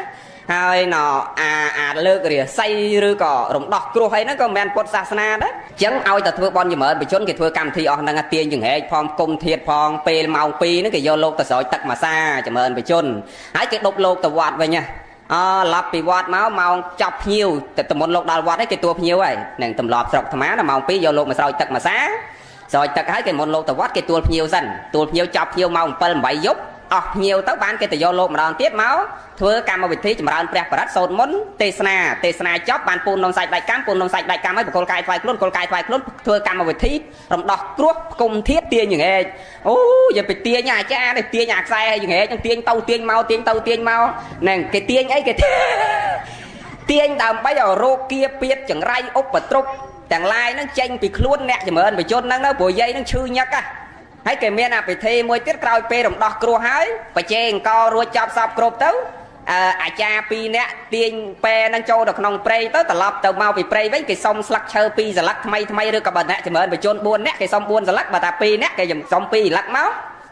ហើយបើ6នាក់គេបេះ6សន្លឹកមកហើយគេដើរមកគេធ្វើមាត់គេចិត្តអុយដឹងនិយាយខ្លះណាអញ្ចឹងទៅមកដល់ទៅគេប្រាប់តាជ័យជ័យចម្រើនបជនថ្ងៃហ្នឹងមានសេរីសួស្ដីសេចក្តីសុខមែនហ្នឹងមែនហ្នឹងហើយលោកយាយឈ្មោះកឈ្មោះខគាត់ចម្រើនបជនថ្ងៃហ្នឹងរោគគាពៀតទាំងឡាយចេញពីសេរីរាក់រាងកាយរបស់គាត់មែនហ្នឹងមែនហើយលោកយាយលោកតា2នាក់ចម្រើនបជនហ្នឹងគាត់ពិតជាបានចម្រើនទៅនៅអាយុ120មែនហ្នឹងមែនបើមែនបានអីជាបន្តអនុមោទនាសាធោកទៅគេយកអាស្លឹកឈើហ្នឹងមកឲ្យយាយហ្នឹងអោបហើយថើបយាយខ្លះថើបផងមកអែលថ្ពាល់បាទស្លឹកឈើហ្នឹងណាតំណាងឲ្យរូបថ្មីហើយអារូបចាស់របស់យាយហ្នឹងគេយកតែចោលក្នុងព្រៃអារូបឈឺព្រឹកល្ងាចហ្នឹងណាហ្នឹងហើយប៉ិនកុំសើចដូនតាយើងសរុបមកវាមានច្រើនណាស់ទំនៀមទម្លាប់គាត់ដែលធ្វើរបៀបដូនតាយើងនឹងព្រហ្មញ្ញសាសនាខ្លះបុរាណនិយមខ្លះពុទ្ធនិយមខ្លះវាលាយឡំចូលគ្នាប៉ុន្តែអ្វីដែលអាត្មាលើកឡើងខ្លីប៉ុណ្ណឹងបន្តិចប៉ុណ្ណឹងវាមានពិធីគាត់វាច្រើនណាស់មិនមែនប៉ុណ្ណឹងគាត់តែលើកត្រាស់ខ្លីប៉ុណ្ណឹងសរុបមកចង់មានន័យថាម៉េចគឺទិសដៅរបស់គាត់នឹងដើម្បីឲ្យអ្នកដែលត្រូវចម្រើនបជននឹងឲ្យគាត់ជារោគឲ្យគាត់សុខសប្បាយឲ្យគាត់មានសុខភាពល្អឲ្យគាត់មានកម្លាំងពលំឲ្យគាត់មានលំនឹងឲ្យគាត់សប្បាយផ្លូវចិត្តមានទីពឹងមួយគឺបានធ្វើបុណ្យហើយគាត់មានអារម្មណ៍កក់ក្ដៅក្នុងចិត្តអញ្ចឹងមានន័យថាសត្វលោកទាំងអស់សរុបមកពេលណាដែលមានទុក្ខមានបញ្ហាយើងតែងស្វែងរកទីពឹងគ្រាន់តែទីពឹងខ្លះយើងស្វែងរកទៅវាត្រូវហើយទីពឹងខ្លះយើងស្វែងរកទៅវាអត់ត្រូវឧបមាដូចយើងឈឺធ្ងន់អញ្ចឹងយើងយកមកសូត្រមន្តចម្រើនបជនណាអត់ព្រមយកម៉ែទៅពេទ្យទេបើថាមកឈឺក្បាលឈឺអីតិចតួចយកមកចម្រើនបជនទៅគាត់សប្បាយចិត្តក្រៃលោលែងឈឺក្បាលវិញប៉ិនបើអាលៀកកាពះបើទ្រិនថ្លើមហ្នឹងបើឈឺចកេះអីអត់មានមកចម្រើនបជនឲ្យឈប់ឈឺណាយាយនាងយឺនណាហ្នឹងហើយអាយុវែងខ្លីក៏អត់មានមកពីចម្រើនបជនដែរហ្នឹងហើយឥឡូវនេះអ្នកខ្លះលែងចង់ហ៊ានធ្វើចម្រើនបជនណាហើយសួរមិនបានថាអញ្ចឹងអូអ្នកខេត្តខ្លះលែងចង់ធ្វើហើយចម្រើនបជនឥឡូវនិយាយតគ្នាទៀតថាបនចម្រើនបជនបនធ្វើឲ្យមនុស្សអាយុខ្លីឲ្យឆាប់ងាប់ហើយមិនបានអញ្ចឹងថាវាចៃដន្យវាជួនគ្នាពេកហ៎យាយមួយនោះគាត់តែចម្រើនបជនហើយបានមួយថ្ងៃស្អែកឡើងងាប់បាត់ហើយតាមួយនៅជាប់ផ្ទះនេះចម្រើនបជនហើយបានតែ3ថ្ងៃស្លាប់ទៀតទៅហើយចុងភូមិហ្នឹងបានតែប្រហែលថ្ងៃស្លាប់ទៀតទៅដល់វាជួនគ្នាអញ្ចឹងទៅបកើតពាក្យមួយថាលេអាបនចម្រើនបជនបនធ្វើឲ្យមនុស្សអាយុខ្លីហើយដល់ចឹងគេទេមកសួរអាត្មាបានពាក្យហ្នឹងយកទៅនិយាយនៅវិទ្យុអាត្មាថាញោមហើយកុំតែឆោតវាចៃដន្យគ្នាអញ្ចឹងហើយទៅបង្កើតពាក្យថាធ្វើបនចម្រើនបជនវាទៅចំណំឲ្យមនុស្សអាយុខ្លីវិញវាមិនមែននាំឲ្យមនុស្សអាយុវែងអីវាចៃដន្យអាត្មានិយាយមែននិយាយមួយក៏ចម្រើនបជនហ្នឹងស្លាប់ទៅម្នាក់ទៀតចម្រើនបជនហ្នឹងស្លាប់តគ្នា3 4នាក់3 4នាក់អញ្ចឹងដល់អញ្ចឹងមនុស្សវាឃើញជាក់ស្ដែងភ្នែកអញ្ចឹងវាទៅគិតថាចម្រើនបជនហ្នឹងវាធ្វើឲ្យមនុស្សអាយុខ្លីអាត្មាថាទេញោមកុំឆោតយាយខ្លះក៏នៅលើអញ្ចឹងយាយពិភ័យអញអត់ហ៊ានទៅមើលបជននេះអញទៅមើលបជនដែរអញដឹងមិនទេអញមែនអញ្ចឹងឯងញោមតាមពិតទៅវាមិនមែនមកពីចម្រើនបជននេះមកពីមនុស្សនឹងវាត្រូវដល់ពេលត្រូវទៅហ្មងហើយហេតុអីបានអញ្ចឹងអាត្មាតាំងពីបួសមកអត់ដែលឃើញកូនណាគេធ្វើបន់ចម្រើនបជនឲ្យម៉ែឲ្យអាយុ40ជាងហ្នឹងណា អ្នកដែលត្រូវគេធ្វើចម្រើនបញ្ជនឲ្យសត្វតែមនុស្សអាយុកៅជាង8ជាងអាខ្លះចិត្ត100អាខ្លះដើរលេងរួចទៅតគេសែងផងគេគ្រាផងគេលើកផងគេបីផងហ្មងតាំងអង្គុយអត់ជាប់ទេអាខ្លះនឹងចង់តែល្មៀលហើយយកទៅចម្រើនបញ្ជនដល់ថ្នាក់លើកដល់ថ្នាក់សែងដើរអត់រួចផងហ្នឹងហើយចឹងមិនបាច់ចម្រើនបញ្ជនក៏វាទៅដែរចិត្តដល់ថ្ងៃអញ្ចឹងហើយទៅបន្ទោសបនចម្រើនបញ្ជនណាមិនបើអាយុគាត់ទៅត្រូវដល់ពេលទុំជ្រុះហើយញោមបើហើយទៅបន្ទោសធរទៅបន្ទោសបនមិនកើតបើថាមនុស្សចម្រើនបញ្ជនអាយុ30ជាង40ជាងហើយចម្រើនបញ្ជនទៅស្លាប់ចម្រើនបញ្ជនទៅស្លាប់10 20នាក់ឲ្យតែចម្រើនបញ្ជនតែស្លាប់អាមនុស្សអាយុ30ជាង40ជាងអាហ្នឹងយើងគួរថាជឿអញ្ចឹងចុះនឹងជឿអញ្ចឹងក៏មិនឆាតិថិទេប៉ុន្តែយើងជឿចុះប៉ុន្តែញោមពិចារណាមើលអ្នកចម្រើនបញ្ជនមានតែអាយុ40ជាង50ជាងសើមនុស្សអាយុ90 85 86សាចិត្តដល់ពេលបានយកទៅចម្រើនបញ្ជនហ្នឹងអញ្ចឹងវាអត់មានមកពីបនចម្រើនបញ្ជនទេណាញោមនាងយំយឺនកំភៃហ្នឹងអត់មានមកពីចម្រើនបញ្ជនចុះគេចម្រើនគ្រប់គ្នាពេញតែមកប្រទេសហ្នឹងមិនក៏វាមិនស្លាប់ហើយអាសេចក្តីស្លាប់ហ្នឹងមិនមែនអ្នកចម្រើនបញ្ជនបាទស្លាប់ទេយើងគិតតែប៉ុណ្ណេះបានតាខ្លះយាយខ្លះតាំងពីកើតមកអត់ដែរបានកូនគេស្រោចទឹកឲ្យមកផ្ដាល់មកប៉ាស្លាប់ដែរអាហ្នឹងវាមកពីស្អីថាវាត្រូវដល់ពេលវេលាស្លាប់គឺស្លាប់អ្នកណាទៅកំណត់បានគឺកម្មអ្នកកំណត់ទី1ព្រះតាសេចក្តីស្លាប់ហ្នឹងទី1កម្មកយេនបរណៈតាំងកាលណាកម្មវាមកកាត់ផ្ដាច់ស្លាប់ហើយអាមួយទៀតលោកថាអាយុកយេនមរណៈតែអាយុវាអស់ក៏ស្លាប់ដែរហើយអាមួយទៀតលោកថាបញ្ញកយេនមរណៈអាអស់បុណ្យក៏ស្លាប់ដែរអាមួយស្លាប់ដោយសារអស់បុណ្យអាមួយស្លាប់ដោយសារអស់អាយុអស់អាយុនឹងដូចថាដល់ពេលដល់វេលាទុំជ្រុះអាយុ90ជាង100ជាងដល់ពេលដល់វេលារបស់គាត់ទុំជ្រុះអញ្ចឹងទៅអាហ្នឹងគេអស់អាយុហើយអាអស់បុណ្យហ្នឹងដេកទៅផ្លឹងអង្គុយទៅផ្លឹងស្រួលអាអស់បុណ្យហើយអាកម្មមកកាត់ផ្ដាច់ហ្នឹងដើរគេកាប់ស្លាប់គេបាញ់ស្លាប់ឡើងចុងថ្នោតធ្លាក់ចុងថ្នោតអញ្ចឹងទៅអាហ្នឹងជីឡានកិនអញ្ចឹងអាហ្នឹងគេហៅកម្មមកកាត់ផ្ដាច់ចឹងតែដល់ពេលដល់វេលាគឺមនុស្សហ្នឹងទៅបងអត់មានពាក់ព័ន្ធជាមួយបនចម្រើនបញ្ជនអាយុខ្លីទេអត់ទេឥឡូវយើងមកនិយាយរឿងគោលធម៌យើងនេះវិញចឹងទើសដៅយើងធ្វើចម្រើនបញ្ជនថាដើម្បីអីដើម្បីស្វែងរកទីពឹងមួយព្រោះអ្នកខ្លះយល់ថាព្រះបរិត្តហ្នឹងមានគុណានុភាពម្ដាយឪពុកចាស់ជារៀតត្រុតត្រោមឈឺព្រឹកឈឺល្ងាចយកពេទ្យទៅវាមិនជាដាក់អីក៏មិនត្រូវគ្រូគ្រាក៏មិនត្រូវចឹងគិតថាមានតែព្រះបរិត្តហ្នឹងឯងដោយសិក្សាក្នុងកពីដីកាពេលមួយក្រុងសាវត្ថីកើតអហិវេទរោព្រះសម្មាសម្ពុទ្ធក៏ប្រើព្រះសរិបុត្រនិងព្រះមហាមោគលានសម្ដែងបដិហាយ៉ាងអធិវត្ថិដងទឹកមួយបាតទៅប្រោះព្រំនៅព្រះបរិត្តមានបនិធានជានេមហាសម័យគិរីមនុនជាដើមប្រោះទឹកប្រមុននឹងទៅនាំឲ្យក្រុងសាវត្ថីនឹងជាទៅនៅអហិវេទរោគមនុស្សនឹងលែងកើតរោគស្លាប់តគ្នាទៅបានគេមានជំនឿជឿជាក់លើព្រះបរិត្តនឹងឯងក៏ក្រោយមកចេះតែរតនាប្រសង់ចម្រើនព្រះបរិត្តតគ្នាដោយគេយល់ថាព្រះបរិត្តនឹងមានគុណានុភាពច្រើនណាស់អញ្ចឹងបានយើងធ្វើបន់ចម្រើនបញ្ជនដើម្បីរំដោះទៅនៅសេចក្តីទុកទី1នឹងដោយយើងសិក្សាក្នុងកពីពុទ្ធសាសនាមានរឿងក្រុងសាវត្ថីនឹងឯងជាឧទាហរណ៍បានមុនលោកមកចម្រើនព្រះបរិត្តស្រោចស្រពសកន្តវរីនឹងឯងហ្នឹងប៉ុន្តែមិនមែនមានន័យថាឲ្យតែយើងចម្រើនព្រះបរិត្តទៅព្រះបរិត្តនឹងមានគុណានុភាពអាចឲ្យយើងឈឺជំងឺហើយយើងជាគ្រប់តែរឿងទេឧបមាជំងឺដែលកើតឡើងដោយកម្លាំងកម្មដែលកើតឡើងដោយពួកអរូបពួកភូតវាបកកឡើងអាហ្នឹងជំងឺហ្នឹងវាអាចជៀសចេញឆ្ងាយទៅដោយពួកអរូបពេលខ្លះវាអត់សុបាយចិត្តជាមួយយើងវាធ្វើឲ្យយើងចុកពោះវាធ្វើឲ្យយើងបកាច់បកិតមួយផ្លែតហ្នឹងទៅហ្នឹងឧបមាដូចអ្នកតាអញ្ចឹងគេហៅពួកអរូបពួកហ្នឹងបនកសលត្រូវតែឲ្យកើតជាអ្នកតាហ្នឹងមកហើយអាពួកហ្នឹងបើកាលណាយើងធ្វើសេចក្តីល្អមួយវារឿយទៅវាសុបាយចិត្តដោយថាមុនពេលយើងហូបបាយយើងទៅខ្វៀលគោស្រែស្ទឹងដែរយាយតាធ្លាប់ទៅខ្វៀលគោរំជួស្រែមិនអញ្ចឹងណាញោមណាធ្លាប់ហីញោមហ្នឹងហើយធ្លាប់ហើយពេលយើងទៅដល់កណ្ដាលស្ទឹងហើយពេលយើងខ្ចប់បាយទៅពេលយើងមុនហូបបាយយើងធ្វើម៉េចយើងដាក់បាយឲ្យអ្នកទាំងអស់ហ្នឹងមិនអញ្ចឹងមកដុំអញ្ចឹងទៅហើយយើងដាក់សាច់ប៉ិនមេដៃអញ្ចឹងទៅហើយយើងសុំសុកសុំសេរីសុស្រីឲ្យតែទៅខ្វៀលគោគឺតែហូបបាយក្រោមដើមព្រីងហ្នឹងហើយដាក់បាយមកដុំឲ្យរាល់ថ្ងៃអញ្ចឹងអត់អីទេស្រាប់ថ្ងៃហ្នឹងឯស៊ីផ្លេចដាក់ឲ្យវាធ្វើឯងចុកពោះបកាច់បកិនអស់មាន់មួយជែក2ស្និតទៀតហើយអាណាមិនដែលដាក់ឲ្យអត់ដែលធ្វើទុកវាសោះឧទាហរណ៍ថាអារោគដែលកើតដោយពួកអរូបពួកភូតវាបកើតឡើងអញ្ចឹងអាហ្នឹងព្រះបរិត្តនឹងព្យាបាលបានមុនលោកចម្រើនព្រះបរិត្តទៅពួកអស់ហ្នឹងខ្លាចអត់ហ៊ាននៅទេប៉ុន្តែអារោគដូចអានិយាយមិញអារោគដែលកើតដោយអុកតុសមុទ្ឋានរោគអារោគដោយកើតដែលពីកាយសមុទ្ឋាននិងចិត្តសមុទ្ឋានអារោគអស់ហ្នឹងអត់មានព្រះបរិត្តទៅព្យាបាលជាទេរោគដែលកើតពីអតុសមុទ្ឋានឧទាហរណ៍កើតពីអាកាសធាតុកន្លែងយើងរស់នៅអត់មានអនាម័យមួយទៀតកាយសមុទ្ឋានចិត្តសមុទ្ឋានគឺកើតមកពីខ្លួនយើងប្រព្រឹត្តខ្លួននឹងខុសប្រក្រតីដូចថាប្រឹងធ្វើការពេកអត់ដេកអត់ពួនឬក៏លីសែងលើកទម្ងន់ហួសប្រមាណឬក៏ហូបអាហារមិនមានកម្រិតមិនចេះរើសរបបអាហារចេះតែដាក់ចូលក្នុងខ្លួនអីហ្នឹងអាហ្នឹងគេហៅថារោគកើតអំពីកាយពីខ្លួនយើងហើយអារោគអស់ហ្នឹងអត់មានលោកទៅសោតមុនឲ្យជាទេយាយណា អារោគដែលកើតអំពីខ្លួនយើងនិងរោគកើតអំពីអាកាសធាតុអាហ្នឹងលោកសោតអត់ជាទេលោកសោតងាប់ទៀតក៏នៅឈឺដែរដោយអាត្មានិយាយមែនញ៉ៃឈឺចកេះហើយទៅលោកសោតមិនជាចកេះលោកអាលៀកថ្លើមអាលៀកកាពះតពេទ្យអត់មានរលោកទេប៉ុន្តែបើរោគកើតអំពីពួកដែលយើងគ្រប់គ្នាកិច្ចអត់ផុតរត់អត់រួចហើយគ្មានអ្នកណាចង់ទេញោមសេចក្តីទុកនេះអត់មានអ្នកណាចង់ជួបទេយើងក៏មិនចង់ជួបសង្គមគ្រួសារយើងក៏មិនចង់ជួបសង្គមគ្រួសារអ្នកដទៃទៀតក៏គេអត់ចង់ជួបដូចយើងចឹងដែរប៉ុន្តែយើងកិច្ចអត់រួចញោមឲ្យតែមានជាតិដឹងតែកិច្ចអត់រួច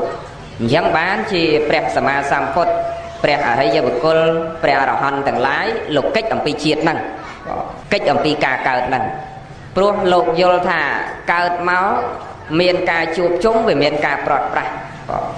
ណាកើតមកហើយតែងតែមានការបែកធ្លាយទៅវិញជាធម្មតាអញ្ចឹងលោកប្រឹងរត់ប្រឹងកិច្ចអំពីជាតិគឺការកើតហ្នឹងលោកលែងប៉ងសច្ចាប្រាថ្នាចង់បានកើតទៀតហើយខំប្រឹងបដិបត្តិប្រតិបត្តិហាត់ពុតលុតដំអប់រំខ្លួនដើម្បីកិច្ចអំពីជាតិជារៀបជាធិនឹងមរណៈនេះប៉ុន្តែយើងជាបុថុជនអត់ទេញាតិញោមខ្លាចណាស់សេចក្តីស្លាប់ខ្លាចណាស់ឈឺខ្លាចណាស់បែកបាក់ព្រាត់ប្រាសនារីតែអត់មានអ្នកណាខ្លាចកើតទេមែនទេញាតិញោមញោមអត់មានអ្នកណាខ្លាចកើតសោះ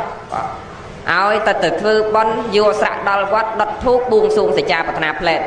ព្រះអង្គហើយព្រះអង្គសូមឲ្យខ្ញុំព្រះអង្គកើតជាតិមកសូមឲ្យបានរូបល្អបានប្តីប្រកបដោយធម៌ហើយបើបានកូនសូមឲ្យកូនប្រកបដោយធម៌ជួបសង្គមគ្រួសារដែលប្រកបដោយធម៌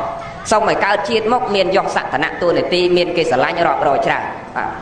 ហើយអប្រាថ្នារូបល្អហ្នឹងល្អវាគូទៅនឹងអីញោមគូទៅនឹងអាក្រក់ប្រាថ្នាជួបជុំជួបប្តីល្អជួបកូនល្អហើយជួបជុំវាគូនឹងអីគូនឹងបែកបាក់ចឹងយើងរកសេចក្តីសុខក្នុងលោកសន្និវាសនេះរកអត់ឃើញសុខសេចក្តីសុខពិតរកអត់តាន់ឃើញវានៅតែជួបបែកបាក់ព្រាត់ប្រាសនារីនៅតែសើចនៅតែយំសើចយំសើចយំនឹងដឹងប្រមាណ100ជាតិហើយទេយើងគ្រប់គ្នាហ្នឹងហើយជួបនឹងព្រាត់នេះក៏មិនមែនតែបច្ចុប្បន្ននេះដែរណាញោមណាញោមប្រុសមិនមែនព្រាត់តែជាតិហ្នឹងទេយើងមិនដឹងព្រាត់មកប្រមាណកន្លែងហើយញាតិញោមពុទ្ធបរិស័ទដូចគ្នាដែរហើយកូនប្រុសស្រីទាំងអស់ក៏ដូចគ្នាយើងព្រាត់ម្ដាយមិនមែនព្រាត់តែជាតិហ្នឹងទេអ្នកម្ដាយព្រាត់កូនក៏មិនមែនព្រាត់តែជាតិហ្នឹងដែរ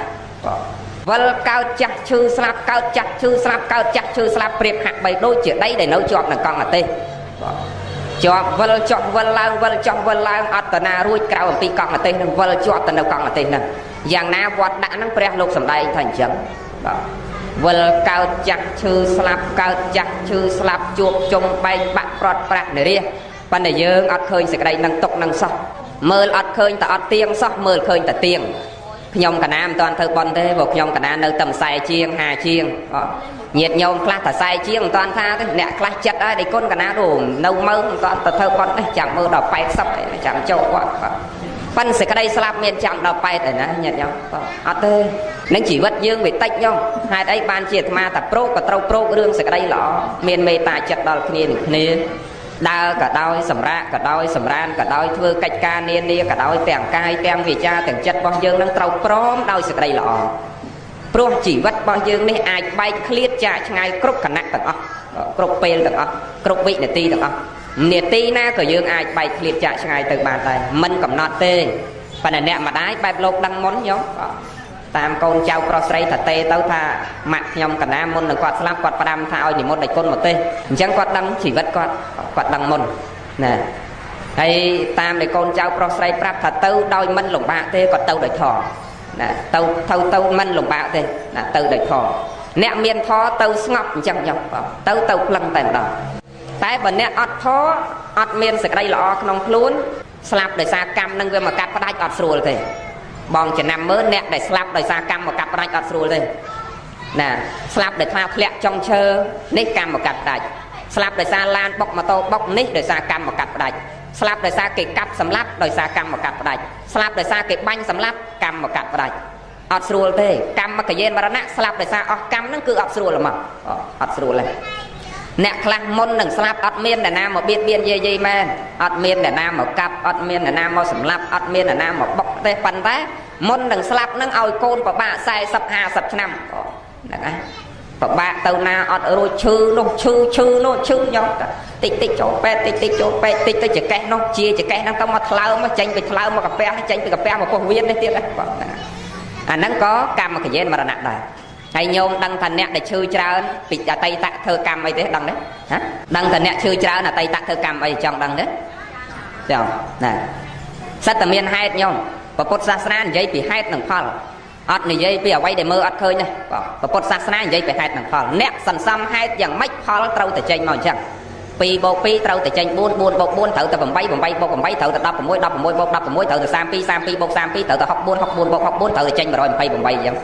2 + 2ត្រូវតែចេញ4អ្នកសន្សំហេតុយ៉ាងម៉េចផលត្រូវតែចេញមកអញ្ចឹងដាក់ក្របពូជអីផ្លែផ្កាត្រូវចេញមកអញ្ចឹងញោមដាក់ដូងឥឡូវនេះ10ឆ្នាំក្រោយត្រូវតែចេញផ្លែដូងអត់មានដាក់ដូងឥឡូវនេះ10ឆ្នាំក្រោយចេញអាឡឹកអត់ទេដាក់ដូងចេញដូងយ៉ាងណាអ្នកសន្សំហេតុយ៉ាងម៉េចផលចេញមកអញ្ចឹងបាទឥឡូវអ្នកឈឺច្រើនយើងនិយាយពីហេតុអ្នកអាយុខ្លីមកពីហេតុអីអ្នកឈឺច្រើនមកពីហេតុអីអ្នកកើតមកបែកបាក់ប្រត់ប្រាស់នរាសមកពីហេតុអីចង់ដឹងទេញោមចង់ហ៎ចង់ឥឡូវនិយាយរឿងអ្នកឈឺច្រើននេះញោមញោមស្រីគាត់មិនសូវឈឺទេទៅទៅហ្មងណាហ្នឹងហើយចឹងនិយាយអ្នកឈឺច្រើនញាតិញោមខ្លះនៅស្រាប់ពធទេសនានេះមានណាមិនអត់ទេមករោងហ្នឹងដឹងតែមានហ្មងញោមតិចតិចទៅឈឺក្បាលតិចតិចកាពះតិចតិចពោះវៀនប៉កាពះអ្នកទេសហ្នឹងហ្មងអ្នកទេសហ្នឹងលាកកាពះរ៉ាំរៃអត់ជាសោះសោស្បែកចឹងឥឡូវឆាន់វាអត់បានណាប្រសងយើងកិច្ចវាមិនសូវផុតទេរឿងកាពះនេះញោម100តាំង100ព្រោះអត់ចង្ហាន់ល្ងាចអីយប់ឡើងអាស៊ីតវាចេញហើយគិតច្រើនផងណាអង្គុយទៅសេសភៅកាត់ខអីដល់ម៉ោង2 ដល់10ម៉ោង1យប់អីផងអាស៊ីតវាចេញកាន់តែខ្លាំងហើយយើងអត់មានអីដាក់ទៅទឹកហ្នឹងទុកអត់ឈ្នះទេញោមហ្នឹងហើយយប់ឡើងញោមចាំទៅស្ដាប់ស្នូពុះលោកមើលចាំទៅសម្រាននៅវត្តបោះបាយបិណ្ឌអីសម្រាននៅវត្តញោមស្ដាប់មើលណាបើញោមសម្រាននៅក្រោមគាត់លាត់ដល់ក្រោមគាត់ទៅលឺសុកគ្រូក្រាក់ណាព្រោះវាអត់មានអីវាមានអាទឹកញោមណាចឹងមិនសូវរួចទេរឿងកាពះរឿងលោកនេះបាទឥឡូវយើងនិយាយរួមនិយាយរឿងអ្នកឈឺច្រើនហេតុអីបាទឈឺច្រើន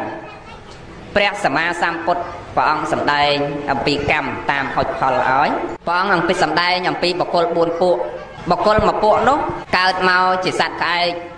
មួយពួកទៀតកើតមកជាមនុស្សហើយបានបួសជាភិក្ខុសង្ឃបាទណាមួយពួកទៀតកើតមកជាឆ្កែនិយាយពីអ្នកកើតមកជាក្អែកនេះបាទ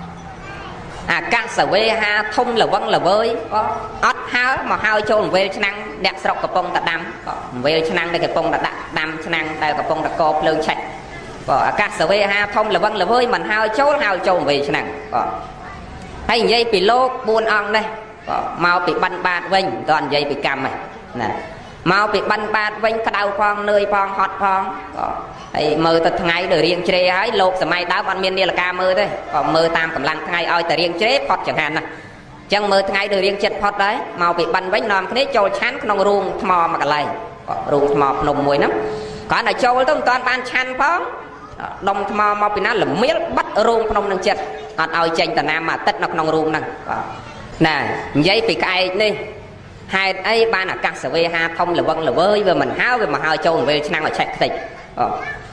កាលពីអតីតគាត់ជាកសិករភ្ជួរកំពុងតែតឹមគោភ្ជួរស្រែអញ្ចឹងខ្ញុំហើយតាធ្លាប់ភ្ជួរស្រែទេធ្លាប់សិតធ្លាប់ហ្នឹងខ្ញុំដល់តែភ្ជួរដាក់គ្នាតឹមតាំងពីព្រលឹមរហូតដល់ម៉ោងមកដល់10ថ្ងៃត្រង់ហើយអត់ដាក់ចេញពីនឹមឲ្យគ្នាស៊ីឆ្មៅទេដល់សัตว์វាអស់កម្លាំងវាធ្វើការមកព្រឹកទៅហើយទល់ថ្ងៃត្រង់ហើយវាលែងដើរដល់លែងដើរគាត់យកពាត់មកវាយគោហ្នឹងខ្ញុំវាយអានោះអត់ដើរបែកជាលុតជង្គង់ដេកក្រឹបដល់ដេកយកបលួយមកចាក់វាឲ្យវាងើបវាអត់ងើបទៀត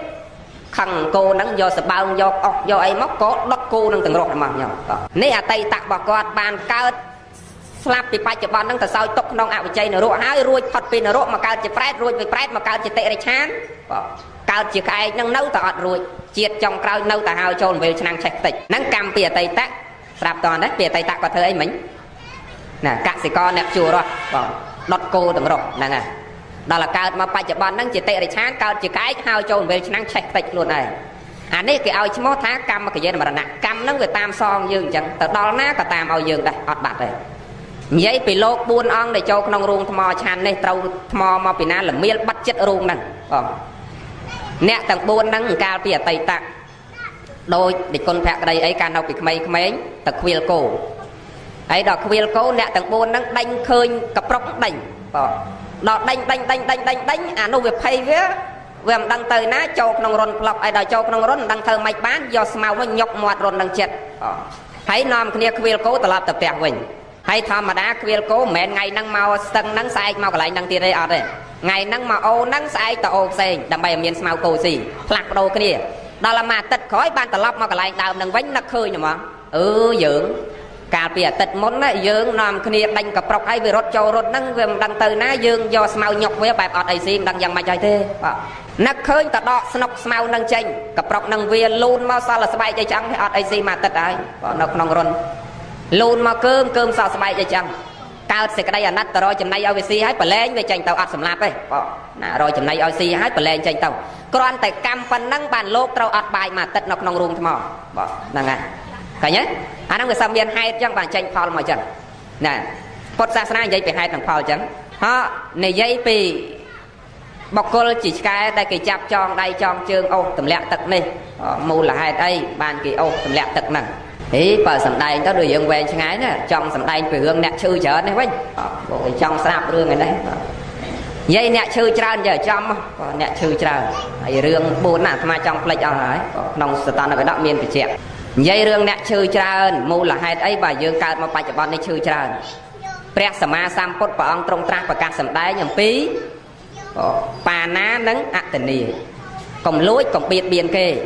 សិក្ខាបទទី1បាណាហ្នឹងកុំបៀតបៀននេះមិនមែនបៀតបៀនតែអាយុជីវិតទេទាំងផ្លូវកាយគេហ្នឹងផងដែរត្រូវមានមេត្តានិងសង្កហៈនៅក្នុងខ្លួនកាលណាអត់មានផលសង្គ្រោះសន្តោសអាណិតតូតុនទេកើតមកជាតិហ្នឹងឈឺច្រើនណាស់មិនបានថាខ្វះមេត្តានិងខ្វះសង្កហៈឈឺច្រើនញោមពិចារណាមើលចវាយនេះដែលប្រើទាសាទាស័យអ្នកបម្រើនៅក្នុងផ្ទះអ្នកខ្លះយកកូនគេមកនៅជាមួយវាយផងទាត់ផងធាក់ផងជេរផងបចោផងអត់ឲ្យបាយគ្នាហូបទៀតថ្ងៃខ្លះប្រើគ្នាឲ្យវាយដំទាត់ធាក់ណាហើយបើប្រើសັບធាតវិញចងមិនឲ្យស៊ីស្មៅប្រើវាយដំទាត់ធាក់វាយដំទាត់ធាក់រាល់ថ្ងៃហ្នឹងហើយពាត់ផងថ្មោងផងអីផងអាហ្នឹងហើយទៅអនាគតជាតិហេតុយើងសន្សំហ្នឹងបានទៅអនាគតជាតិយើងឈឺច្រើនរោគច្រើនមកពីបៀតបៀនផ្លូវកាយផ្លូវវិជ្ជាផ្លូវចិត្តរបស់គេណាឲ្យគេរងទុក្ខឲ្យគេលំបាកឲ្យគេវេទនាបច្ចុប្បន្ននេះយើងក៏ត្រូវលំបាកវេទនាចឹងដែរតើណាញោមណាចឹងហេតុតែនាំមកឈឺច្រើនមកពីយើងបៀតបៀនគេបើថាអញ្ចឹងវាពាក់ព័ន្ធនឹងនិយាយខ្លះគាត់ឈឺច្រើននឹងអន់ចិត្តលោកទេអីឯងមិនដែលក៏បៀតបៀនពីណាផងណាបច្ចុប្បន្ននេះយើងអត់បៀតបៀនគេមែនតែអតីតមកមិនដឹងយើងសន្សំកម្មអីខ្លះញាតិញោមមិនដឹងសន្សំកម្មអីខ្លះណាអានេះនិយាយពីពុទ្ធសាសនាអតីតកម្មឲ្យបច្ចុប្បន្នកម្មបច្ចុប្បន្នកម្មឲ្យទៅអនាគតកម្មអតីតឲ្យបច្ចុប្បន្នឲ្យទៅអនាគតមានន័យថាម៉េចមានន័យថាយើងមកឥឡូវនេះព្រោះអាស្រ័យផលពីអតីតឲ្យមកឥឡូវហ្នឹងហើយយើងសន្សំហេតុឥឡូវនេះទុកនៅខាងមុខទៀតមិនខុសពីញោមធ្វើការទេញោមបច្ច័យប្រាក់ខែនេះព្រោះអាស្រ័យខែមុនដែលយើងធ្វើមែនទេហើយយើងធ្វើការខែនេះសម្រាប់ចាយនៅខែក្រោយទៀតណាយ៉ាងណាពុទ្ធសាសនាអតីតកម្មឲ្យមកបច្ចុប្បន្នកម្មបច្ចុប្បន្នកម្មឲ្យទៅអនាគតកម្មញោមសន្សំហេតុយ៉ាងម៉េចបច្ចុប្បន្ននេះទៅអនាគតក៏ញោមត្រូវទទួលផលយ៉ាងនោះដែរតើណាញោមណាអញ្ចឹងអ្នកឈឺច្រើនដឹងមូលហេតុណាបៀតបៀនគេចឹងយើងមានពាក្យសកម្មករក្នុងផ្ទះអីយើងត្រូវមានមេត្តាចិត្តដល់គាត់មានសង្កហៈគឺសេចក្តីសង្គ្រោះសន្តោសដល់គាត់អាណិតស្រឡាញ់ចាត់ទុកតកូនគេក៏ដូចកូនយើងចៅគេក៏ដូចចៅយើងក្មួយគេក៏ដូចក្មួយយើងប្អូនគេក៏ដូចប្អូនយើងមនុស្សកាលណាមានធម៌នឹងសុខចឹងធ្វើម៉េចឲ្យយើងមានមេត្តាចិត្តដល់គ្នានឹងគ្នាសង្គ្រោះសន្តោសគ្នាទៅវិញទៅមកអាហ្នឹងបានយើងអាចរស់នៅជាសុខនឹងគ្នាបច្ចុប្បន្ននេះផងហើយទៅអនាគតជាតិអត់ឈឺច្រើនផងណាញាតិញោមណាសូមកុំឲ្យឈឺគ្រប់គ្នាទៅមុខទៀតសូមអនុមោទនាណាដើម្បីកុំឈឺវាតតែយើងកុំបៀតបៀនគេណាអាត្មាធ្លាប់ទៅសូត្រកៅវតាកាលពីអាត្មាទៅបួសពីឆ្នាំ9ជាងមកទៅបួសមកធ្លាប់ទៅសូត្រកៅវតាគេប្រុសចាស់ពីមុនឲ្យតាអ្នកណាដែលឈឺពេទ្យកលែងមើលគេនិមន្តលោកទៅសូត្រធម៌ឲ្យស្ដាប់ហើយទំលៀមទម្លាប់ហ្នឹងឥឡូវលែងចង់មានណាខ្ញុំប្រុសនៅភ្នំពេញលែងចង់មានអស់ហើយម៉ែឲ្យឈឺមិននិមន្តលោកឲ្យសូត្រធម៌ឲ្យស្ដាប់ទេទៅយកអាចារ្យយោគីមកចាំមកដល់ថ្ងៃណាវាទៅយើងចេះទៅវិញណាខកគ្នាថ្ងៃខ្លះអាត្មាកំពុងតែសូត្រធម៌អញ្ចឹងអ្នកជំងឺហ្នឹងខ្ញុំ លើកដៃលើកជើងឡើងចង្អេងចង្អាងស្រែកឡើងតែជួយខ្ញុំផងកបាត់បថៅច្រើនណាស់កំពុងតែមកខ្ញុំឲ្យកាប់ខ្ញុំមកលើហើយកូនចៅអើយជួយអញផងកបាត់បថៅច្រើនណាស់ហើយយើងនៅហ្នឹងយើងមើលអត់ឃើញកបាត់បថៅអីសោះមិនបាទគាត់ស្រែកតែកបាត់បថៅច្រើនណាស់មកជួយអញផងគេកាប់អញឥឡូវហើយណែហ្នឹងពេលដែលរៀបនឹងស្លាប់យាយភ្ញាក់មិញភ្ញាក់អីហ្នឹងដូចអត់លឺសូរពុតធាំងសោះមិញលឺសូរអីទេញោមណែយាយភ្ញាក់ឲ្យតែចាក់ពឹបភ្ញាក់អតាតាចាក់ពឹបភ្ញាក់យាយនោះឲ្យទៅសួរនៅពីណែណាឃើញបើនៅយាយអតាឡើយណែនិយាយពីអ្នកខ្លះសោតកំពុងតែសោតធေါ်អញ្ចឹងគាត់លើកដៃលើកជើងស្រែកឡើងលើកដៃលើកជើងស្រែកឡើងជួយខ្ញុំផងកបាត់បថៅច្រើនណាស់អាហ្នឹងដែលអាត្មាអាសាបញ្ជាក់ថាយើងគ្រប់គ្នារៀបនឹងស្លាប់គេឲ្យឃើញណាគ្រប់គ្នាទាំងអស់ញោមចំណាំមើលពេលដែលដល់ថ្ងៃហ្នឹងញោមចំណាំពាក្យដែលគុណភក្តីຕົកថាពេលដែលយើងដល់ថ្ងៃហ្នឹងវាគង់តែដល់ហើយតាំងញោមតាំងអាត្មាគង់តែដល់ហើយឲ្យតែគៀកនឹងត្រឡប់ទៅវិញគេសារកសែតឲ្យយើងឃើញសារដើមស្មើនឹងញោមចាក់កសែតអស់ហើយវា return ត្រឡប់ខាងក្រោយមកសារដើមមកវិញអញ្ចឹងយ៉ាងណាជីវិតយើងរៀបនឹងដាច់ខ្យល់គេសារឲ្យយើងឃើញអញ្ចឹងដែរអញ្ចឹងអ្នកជំងឺហ្នឹងរៀបនឹងដាច់ខ្យល់គាត់ស្រែកតែកបាត់បថៅច្រើនណាស់មានន័យថាកម្មណាមួយដែលគាត់ធ្លាប់ធ្វើអ្នកដតីគេអត់ដឹងតែខ្លួនគាត់ដឹងតើណាចឹងរៀបនឹងដៃខ្យល់គេឲ្យគាត់ឃើញគាត់ភ័យខ្លាចនឹងកម្មដែលគាត់បានសន្សំហើយព្រះសម្មាសម្ពុទ្ធព្រះអង្គសម្ដែងអំពីកម្មនិមិត្តគេនិមិត្តឲ្យយើងឃើញរៀបនឹងដៃខ្យល់ហ្នឹងគេនិមិត្តឲ្យយើងឃើញកម្មនិមិត្តហ្នឹងគេនិមិត្តឲ្យយើងឃើញនៅអ្វីដែលយើងបានធ្វើបើសិនជាតាំងពីក្មេងរហូតចិត្តនឹងដៃខ្យល់នេះយើងអត់ដែលលួចអត់ដែលឆក់អត់ដែលប្លន់អត់ដែលកាប់កេងប្រវាញ់ឈ្នាននេះជេរបចោតឌីលថ្មេះអ្នកដតីសន្សំតែសេចក្តីល្អហែកឋិនហែអង្គការធ្វើបន់ជុំបច្ច័យ4ជូនម្ដាយជូនឪពុកសន្សំសេចក្តីល្អស្រាប់ធរចឹងនឹកឃើញតែរឿងល្អល្អរៀបស្លាប់ទៅជួនកាលឲ្យញឹមទៀតសบายចិត្តឲ្យញឹមនឹងសេចក្តីល្អដែលខ្លួនឯងបានធ្វើមកអត់មានស្រែកអត់មានលើកដៃភ័យព្រួយនឹងរឿងអីសោះចឹងដល់ឲ្យយើងសតិយើងណាយើងរលឹកឃើញកម្មនិមិត្តគេនិមិត្តឲ្យយើងឃើញតែសេចក្តីល្អសតិរបស់យើងនឹងតោងយកនៅសេចក្តីល្អចត់តិភ្លាមបរិសន្ធិច្បាស់ទៅកន្លែងល្អហើយបើកម្មនិមិត្តគេនិមិត្តឲ្យយើងឃើញតែរឿងអាក្រក់រៀបនឹងដៃខ្យល់សតិនឹងតោងនៅទង្វើអាក្រក់ចត់តិបរិសន្ធិអត់ទៅកន្លែងល្អទេតើនេះញោមប្រាប់អាហ្នឹងអញ្ចឹងណាអាហ្នឹងអញ្ចឹងក៏បីសន្សំសេចក្តីល្អហើយអត់មានអមតៈទេណាញោមណាអត់អមតៈទេហ្នឹងហើយអត់អមតៈទេណាហើយឋានៈដឹកនាំល្អច្រើនដូចជាអាដាមបណ្ឌិតម៉ុងរទ្ធីអីអាត្មាទៅសើពីវីរភាពរបស់គាត់ណាយើងនិយាយតែអ្នកដែលល្អធ្លាប់បានសង្គ្រោះប្រយោជន៍ប្រជាពលរដ្ឋក្នុងនាមជាអ្នកដឹកនាំក្នុងនាមជាអ្នកមានទ្រព្យកាលបើយើងសន្សំសេចក្តីល្អអញ្ចឹងណា